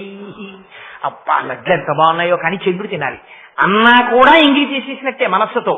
అందుకన్నట్టు చూడకుండా మనస్సు ఇలా తిప్పేశారు. తలలో తిప్పేసి ఇన్ని రహస్యాలు చెప్తారండి మహానుభావుడు శంకరులు. అందుకని త్రిపురహర నిర్మాల్య విముఖై విశాఖేంద్రోపేంద్రో శశి విశద కర్పూర శకలం. పరిగెత్తుకుంటూ అమ్మ అంతఃపురంలోకి వచ్చేసారట. అమ్మ అంతఃపురంలో కూర్చొని తాంబూలం వేసుకుని ఉంది. అమ్మ తాంబూలం అమ్మవారు వేసుకుని ఉన్నది అంటే భోజనం చేసినట్ట భోజనం చెయ్యనట్ట, ఈ మాట మీరు అడగకూడదు, నేను చెప్పకూడదు. ఇందాకే చెప్పా, అమ్మ అన్నం తిందా అని అడగకూడదు. అమ్మకి అన్నం నువ్వు పెట్టడమే తప్ప, అమ్మ చేతి అన్నం నువ్వు తినడమే తప్ప నేనమ్మకి అన్నం పెట్టాను ఎప్పుడూ అనకూడదు. ఎప్పుడైనా జీవితంలో కోరుకోవలసింది ఒకటే, మా అమ్మ చేతి అన్నం నేను తింటున్నానండి ఇంకానని చెప్పుకోవాలి. మా అమ్మగారు ఏడాదికి 6 నెలలు మా దగ్గర ఉంటారండి, మేము చూస్తాం ఈ 6 నెలలు అన్నవాడు దేశద్రోహి కాడు, జాతి ద్రోహి. అటువంటి వాణ్ణి సర్వేశ్వరుడు కూడా రక్షించాడు. అమ్మకి నువ్వన్నం అమ్మ చేతి అన్నం తినే అదృష్టం నీకు దక్కింది ఇంకాను, అందుకు నువ్వు పొంగిపో. అందుకని అమ్మవారికి నైవేద్యం పెడితే అమ్మ దృష్టితో పొంగిపోతుందంటే. అందుకే అమ్మ ప్రసాదం అమ్మ ప్రసాదమే. అందుకు రేపటి రోజున అమ్మవారి పాదముల మీద పువ్వు, అమ్మవారికి నివేదన చేసిన ప్రసాదం చేతిలో పట్టుకుని కళ్ళకద్దుకు నోట్లో వేసుకోవడం అంటే సాయంత్రం సౌందర్యలహర అవుతుంటే రేపు మీరు ఇంకా పూజ చేద్దామంటే ఇవాళ ఆవిడ నల్లమబ్బాయి కురిసింది, మీరు ఏమి ఇచ్చివ్వడం తీసుకుంటారు ఆవిడికి. రేపు ఇంకా మీరు పువ్వులు వేద్దామన్నది, ఇవాళే ఆవిడ అనుగ్రహాన్ని ఆవిడ ప్రకటించేసింది. ఇది అమ్మవారంటే. అందుకని అదిగో ఆ తల్లి గురించి చెప్తూ శంకరులు అంటారు, లోపలికి వచ్చేసేటప్పటికి తల్లి ఏం చేస్తోందిట, తాంబూల సంసేవనం చేస్తోంది. ఎందుకు తాంబూలము నములుట, ఏం భోజనం ఎలా చెప్పలేదో తాంబూలం అలా చెప్పకుండా ఉండొచ్చు కదా. శంకరాచార్యులు వారు, వ్యాసుల వారు చెప్పారు తాంబూలం వేసుకుందమ్మని, శంకరాచార్యులు వారు చెప్పారు. ఎందుకు ఆ మాట చెప్పడం, ఆ తాంబూలము వేసుకున్నది అన్న మాట వాడితే 2 అర్థములు స్ఫురిస్తాయి. ఒకటి, ఆవిడ సుమంగళి, సుమంగళి అయినటువంటి స్త్రీ తాంబూల సేవనం చేస్తుంది. అందుకే తాంబూలం ఇవ్వడానికే ఎక్కువ తాపత్రయపడతారు తెలుసా అండి. భోజనం పెట్టిన కన్నా కూడా శాస్త్రం తెలుసున్న వాళ్ళైతే పెద్దలు ఎవరైనా ఇంటికి వచ్చి భోజనానికి వచ్చారనుకోండి, భోజనానికి వచ్చారనకూడదు, దేవతార్చనకు వస్తారు వాళ్ళు. వస్తే కొంచెం శాస్త్రం తెలుసున్నవాడైతే దేనికి పరిగెడతారో తెలుసా, వడ్డన చేయడానికి పరిగెత్తాడు, గంధం తీయడానికి పరిగెడతాడు. వాళ్ళు భోజనం అయిపోయిన తర్వాత గంధం తీసి అలదుకుంటారు. మీరు ఎప్పుడైనా పెద్దలు మీ ఇంటికి వచ్చినప్పుడు చూడండి కావాలంటే. ఇప్పుడు లుప్తమైపోతున్న ఈ ఆచారాలు కానీ భోజనం పెట్టి పంపించకూడదు. వారు వచ్చి దేవతార్చన చేస్తే రేపు ఒక రోజు మీకు ఒక శ్లోకం చెప్తాను. జపోజల్ప శిల్పం సకలమపి ముద్రా విరచన అని సౌందర్యలహరిలోనే వస్తుంది. అది చెప్పినప్పుడు చెప్తాను రహస్యం. ఆ గంధం రాసుకుంటారు వాళ్ళు, రాసుకుని పెడతారు. అందుకని అమ్మ అన్నం తిన్నది అన్న కన్నా తాంబూలము నములుతున్నది. ఎవరు నములుతారో తెలుసా అండి? సుమంగళి అయినటువంటి స్త్రీ తాంబూల చర్వణం చేస్తుంది. అమ్మ ఈ జగత్తులకన్నిటికీ సుమంగళీ తత్వాన్ని ఇవ్వగలిగిన అమ్మ అమ్మవారు. అందుకే మీరు తెల్లవారి వేస్తే పక్కన భర్త ఉన్న భర్త పాదములకు నమస్కారం చేయరు. ఎవరికి చేస్తారు? మెడలో ఉన్న మంగళసూత్రాన్ని కళ్ళకద్దుకుంటారు. ఎందుకని? మంగళసూత్రంలో ఆ దేవత ఉన్నది. అంటే నేను ఈ మాట చెప్పానని మీరు అనుకోకండి. అసలు పరమ యథార్థం ఏమిటో తెలుసా అండి? మంగళసూత్రం అంటే నూలుతో చేసినటువంటి తాడు. అది ఎన్ని తేటలుండాలి, అది ఎలా తేనాలి, దానికి పసుపు ఎంత రాయాలి. నిజంగా అలాంటి తాడు కాని మెళ్ళో ఉంటే ఎట్టి పరిస్థితుల్లో భర్తకు అమంగళం రాదు. ఎంత గ్రహస్థితి ఉండనివ్వండి, రాదు. కానీ ఇవాళ మంగళసూత్రాలు కూడా బంగారం అయ్యాయి. సరే, దాని గురించి నేను ఇంకా లోతుగా వెళ్ళను. కానీ ఒక్క విషయం స్పృశిస్తాను. ఆ మాంగళ్యంలో సర్వమంగళాదేవత ఉన్నది. సర్వమంగళా దేవత అమ్మవారు ఆవిడ మీ యొక్క ఐదోతనాన్ని కాపాడుతుంటుంది. ఇవాళ మీరు నిద్ర లేచేటప్పటికి పక్కన పడుకున్న భర్త రేపు, ఎల్లుండి, ఆపై రోజు, ఆ తర్వాత కూడా మీకు కనపడాలంటే ఆయన చేతిలో మీరు వెళ్ళిపోయి ఆయన లేచేటప్పటికి మీరు పక్కన లేనటువంటి స్థితి ఒకనాడు పండిపోయిన వయస్సులు వచ్చే వరకు ఉండి 3 తరాలు చూసుకుని ఓపికగా సేవ చేసుకుని హాయిగా ఆయన ఒళ్ళో తలపెట్టుకుని, నాకు బాగా తెలుసున్నటువంటి మహాభక్తులు ఒక ఆయన ఉన్నారు హైదరాబాద్ లో, శైవ పత్రికలో కూడా వేశారు ఆవిడ గురించి. నేను చెప్పకూడదు, పేరు చెప్తే ఒకరిని పొగిడినట్టు అవుతుంది ఉపన్యాసంలో, అందుకని పేరు చెప్పను. కానీ ఆవిడికి తీవ్రమైన అనారోగ్యం వచ్చి క్యాన్సర్ వస్తే హాస్పిటల్లో పెట్టారు భర్త గారు, మహాభక్తుడు. డాక్టర్లు అన్నారు ఈవిడ ఇంకెక్కువ కాలం ఉండరు, ఏమైనా కోరిక ఉందేమో అడగండి అన్నారు. భర్త గారు ఇల్లు అడిగాడు, నీకు ఏమైనా కోరిక ఉన్నదా అని అడిగాడు. అయితే ఆవిడంది, నాకు ఒక్కసారి మీతో కలిసి శ్రీశైలంలో అంతరాలయంలో కూర్చొని ఒక్కసారి అభిషేకం చేసుకోవాలనుంది, మన ఇద్దరం ఎన్నో చేయించాడు సర్వేశ్వరుడు, ఇంకొక్కసారి అలా అభిషేకం చేద్దామనుంది అన్నారు. ఆవిడ అలా కారులో తీసుకెళ్లారు. శ్రీశైలంలో అంతరాలయంలో అభిషేకం చేసుకొచ్చారు. ఆయుర్దాయం ఎలా పొడిగించాడో తెలియదు పరమేశ్వరుడు. ఆవిడ్ని ఎప్పుడు తీసుకెళ్లాడో తెలుసా అండి? మహాశివరాత్రి నాడు ఉపవాసం ఉండి మధ్యాహ్నం వరకు శివలింగానికి అభిషేకాలు చేసుకుని సాయంకాలం మహాశివరాత్రిని వాళ్ళ ఇంట్లో కొడుకులు, కోడళ్ళు అందరూ భక్తులు ఉపవాసం ఉండి సాయంకాలం అందరూ కలిసి అసుర సంధ్య వేదలో ఆరాధన అయిపోయిన తర్వాత అయ్యవారి తీర్థం నోట్లో పుచ్చుకున్న తర్వాత భర్త గారు పంచ ఇంకా చొక్కా కూడా వేసుకోలేదు, ఉత్తరీయంతో లోపలికి వెళ్ళిపోతుంటే ఆవిడ పిలిచామండి, ఏదోదో ఉంది, ఒక్కసారి నా పక్కన కూర్చోండి అన్నారు. కూర్చుంది. తల తీసుకెళ్లి ఆయన ఒళ్ళో పెట్టుకుని ఆయన వంకే చూస్తూ పరమ ప్రకాశవంతంగా ఉపవాసంతో అసుర సంఖ్య వేళలో మహాశివరాత్రి నాడు శరీరం విడిచిపెట్టేసి పువ్వుగా వెళ్ళిపోవడం అంటే అది కాదు, వెళ్ళిపోక తప్పదు. కానీ అలా వెళ్ళిపోగలిగినటువంటి అదృష్టాన్ని పొందింది.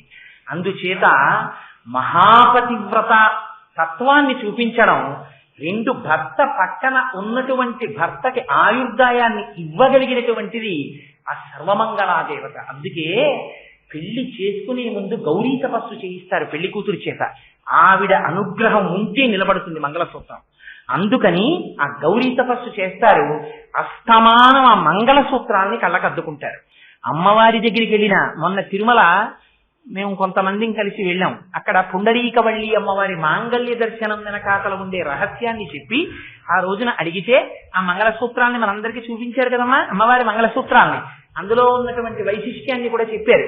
అందుకని ఆ మంగళసూత్రం అంత గొప్పది. అందుకని తను సువాసిని, సర్వమంగళ, ఇతరులకి సువాసినీయత్వం ఇవ్వగలిగినది, తాను మహాపతివ్రత, పాతివ్రత్యమున్న తల్లి కనుక భోళాశంకరుడు బయటికి వెళ్ళిపోతాడు. ఆయన మీరు శంకరుణ్ణి భరించడం చాలా కష్టం తెలుసా అండి. ఇప్పుడు చాలా స్ట్రిక్ట్ ప్రిన్సిపల్స్ ఉన్నవాడిని పట్టుకోవడం చాలా తేలిక, చాలా భక్తుడైన వాడితోనే ఇబ్బంది అంతా వస్తుంది. ఎందుకంటే వారికి ఏం అరమరికలు ఉండవు, ఏమీ అనరు వారు.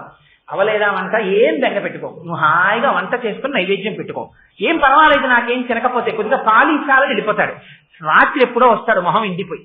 ఎందుకంటే అక్కడ తినడు ఇంట్లో పెట్టలేదని కోపపడ్డం. అలా ఈయన భిక్షాపాత్ర పట్టుకుని పక్కింటికి వెళ్ళిపోతాడు ఇంట్లో వంట అవ్వకపోతే. అందుకని ఆవిడ అన్నపూర్ణయ్యి ఇంటి నిండా ఎప్పుడు సిద్ధంగా ఉండాలి. ఎప్పుడు తింటాడో తెలియదు, ఎప్పుడు తినడో తెలియదు. ఎందుకని ఆయన నిర్గుణుడు, పరబ్రహ్మం రమించిపోతుంటాడు. ఎప్పుడో బయటకు వస్తాడు, ఓసారి గుర్తొస్తుంది, గభాలను ఇంట్లో చూస్తాడు, రెడీగా ఉండాలి, లేకపోతే ఈవిడ మీదకి వస్తుంది. అదేమిటి అన్నపూర్ణమ్మ గారు ఆయన భిక్షాపాత్రకు తిరుగుతున్నాడు అంటారు. చూడండి, ఇది పాతివ్రత్యం అంటే. కంటికి రెప్ప కాసుకున్నట్టు కాసుకుంటుంది. 4 అయింది, ఆయనకి కాఫీ ఇచ్చేయాలి, ఇచ్చేస్తుంది. 8 అయింది, ఇచ్చేస్తుంది. ఏ సమయానికి ఆయనకి ఏది పెట్టాలో ఇదండి మనస్సు తెలుసుకోవడం అంటే. అందుకని స్వాధీన వల్లభ, భర్తని తన దగ్గర పెట్టుకుంది. ఏమిటి చంపేస్తుందండి ఆవిడ తెలిస్తే, చెప్పకండే అంతేనా స్వాధీన వల్లభ. ఆయన మనసెరిగి ప్రవర్తిస్తుంది కాబట్టి ఆవిడ్ని అతిక్రమించలేడు ఆయన. అందుకని ఎప్పుడు ఇద్దరు కలిసి ఉంటారు. ఇది పాతివ్రత్యం. అందుకని ఆవిడ తాంబూలం వేసుకుందని మాత్రమే చెప్తారు. అందుకని ఆ తాంబూలం తింటుంటేగా వీళ్ళకి ఆశ్చర్యం వేసింది. ఎందుకు ఆశ్చర్యం అంటే, పిల్లలు కదా ముగ్గురు వచ్చి అమ్మ సింహాసనం చుట్టూ మోకాళ్ళ మీద కూర్చుని అమ్మ నోటి వంక అలా చూస్తున్నారు. అమ్మ గెలిచేశామమ్మా అని ఇలా నోరు వంక చూస్తున్నారు. ఎందుకు చూద్దాం? ఎర్రటి నోరుట తాంబూలం వేసుకుంది కదా, అందులో చంద్రబింబము యొక్క ముక్కలా అన్నట్టుగా తెల్లటివి కనపడుతున్నాయిట. ఏమిట్రా తెల్లగా ఉన్నాయి, ఎర్రటి నోరు అని చూస్తున్నారట. ఏమిటా తెల్లటివి? శిశివిసిద కర్పూర కలాహ. అమ్మవారికి పెట్టేటటువంటి తాంబూలంలో పచ్చకర్పూరం పెడతారు. ఆ కర్పూరపు బిళ్ళలు అమ్మవారి నోట్లో నలుగుతున్నాయి. ఇంకా అవి తెల్ల తెల్లగా అవున్నాయి, ఎర్రగా అమ్మ నోరుంది. ఎందుకలా చెప్పడం అంటే, ఇంకా నవిలీనవలనటువంటి తాంబూలంతో కూడుకుని ఎర్రనెక్కనటువంటి నోటితో కూడుకున్న అమ్మ అనురాగమూర్తి, పరమశివుడి పట్ల పరమ పాతివ్రత్యం కలిగినటువంటి త్రిలోక జనని అయిన అమ్మవారి దర్శనాన్ని మీకు ఆ నోటి ద్వారా శంకరుడు సింహాసనంలో కూర్చుని ఉండగా చేయించాలి. పక్కన పిల్లల్లా విష్ణువు, సుబ్రహ్మణ్యుడు, ఆ తర్వాత ఇంద్రుడు కూర్చుని ఉండాలి. ఇలాంటి దర్శనం చేశారా జన్మధన్యమైపోయినట్టు. అలా చేయించడానికి ఒక సన్నివేశాన్ని క్రియేట్ చేశారు. చేసి వీళ్ళు అలా చూస్తున్నారట. చూస్తుంటే నిజమే, అమ్మ తాంబూలం వేసుకున్నప్పుడు పిల్లలు మొట్టమొదటిసారి చూసినప్పుడు వీడిని ఎత్తుకున్నప్పుడు లేకపోతే ఎక్కడికో తీసుకెళ్తుంది విందుకి, అక్కడ తాంబూలం వేసుకుంటుంది. వాడు అప్పటి వరకు తాంబూలం అంటే ఏమిటో చూడలేదు. అమ్మ తాంబూలం నవ్వుతుంటే అమ్మ నోరు ఎర్రగా అయిపోతుంటుంది. వాడు అదే పనిగా చూస్తుంటాడు. అమ్మ నోట్లోంచి సువాసన వస్తుంటుంది. అమ్మ పైగా తాంబూలం వేసుకుని నవ్వులుతుంటే అన్ని దిక్కులు సువాసనలతో నిండిపోతాయి. అటువంటి తాంబూలం అది. అందుకని వీళ్ళుట అమ్మ నోటి వంక చూస్తుంటే అమ్మ పిల్లల అమాయకత్వం కనిపెట్టేస్తుంది. కనిపెట్టి పిల్లలకి తాంబూలం ఇవ్వకూడదు. స్నాతకం అయ్యేంత వరకు వాడు తాంబూలం వేసుకోకూడదు. మొదటి తాంబూలం వివాహం అయిపోయిన తర్వాత భార్య చేత్తో ఇచ్చిన తాంబూలమే మొదటి తాంబూలం. అప్పటి వరకు తాంబూలం వేసుకోకూడదు. ఆ లెక్కన మనం ఎవరు ఉండవసరం. అందుకని అలా వేసుకోకుండా ఉండాలి. కాబట్టి అమ్మ ఏం చేస్తుందంటే తాంబూలం ఇవ్వదు పిల్లలకి. ఎర్రగా నోరు, అమ్మ ఏంటమ్మా నోరేంటమ్మా అని ఎర్రగా ఉందమ్మా, ఏం తింటున్నావమ్మా అని తినేస్తాడు. తండ్రి తింటుంటాడు తాంబూలం వేసుకుని ఇలా చేతులు వెనక్కి కట్టుకుని వచ్చిన వాళ్ళతో మాట్లాడుతుంటాడు. ఆయన వెళ్ళి నాన్నగారండి అని ప్యాంట్ లాగేసి ఏం తింటారంటే చాలా రాంటారు తండ్రి. ఆయన చెప్పడం. అమ్మ వాత్సల్యం వేరు. అందుకని అమ్మ దగ్గరికి వెళ్ళి ఆవిడ ఎవరితోనో మాట్లాడుతున్నా, అమ్మ చీరట్టుకుని లాగేసి ప్యాంట్ లాగేసినా ఊడిపోదు. అమ్మ చీర కుర్చీలు లాగేస్తే ఇబ్బంది. అయినా పాపం ఆ పిచ్చమ్మ కుర్చీలు ఇలా పడి ఉండు నాన్న అంటుంది. కానీ లాగి లెప్పగా కొడుతుందా? కొట్టదమ్మ. ఆ కుర్చీలు పట్టుకొని ఉండు నాన్న ఆఖరికి విసిగెత్తిపోయి ఏమిట్రా నీ గోళ అంటుంది. అమ్మ నీ నోరు ఎందుకమ్మా అంటే ఎర్రగా ఉంది, ఏం తింటున్నావు అమ్మా అంటాడు. తాంబూలం అని నాకు పెట్టంటాడు. ఇప్పటికి తాంబూలం ఇవ్వకూడదు. అందుకని అమ్మ ఏం చేస్తుందంటే నీ నోరు ఎర్రపడుతుంది, మింగికే కాసేపు సపరించు అని తను నవ్వుతున్నటువంటి తాంబూలాన్ని తీసి పిల్లల నోట్లో పెడుతుంది. ఇది వాత్సల్యానికి పరాకాష్ట పిల్లల జీవితంలో. పెడితే వాడు ఏం చేస్తాడు? వాడికి కొత్త రుచి. అమ్మ యొక్క లాలాజనంతో కలిసి నోట్లోకి వెళ్ళింది.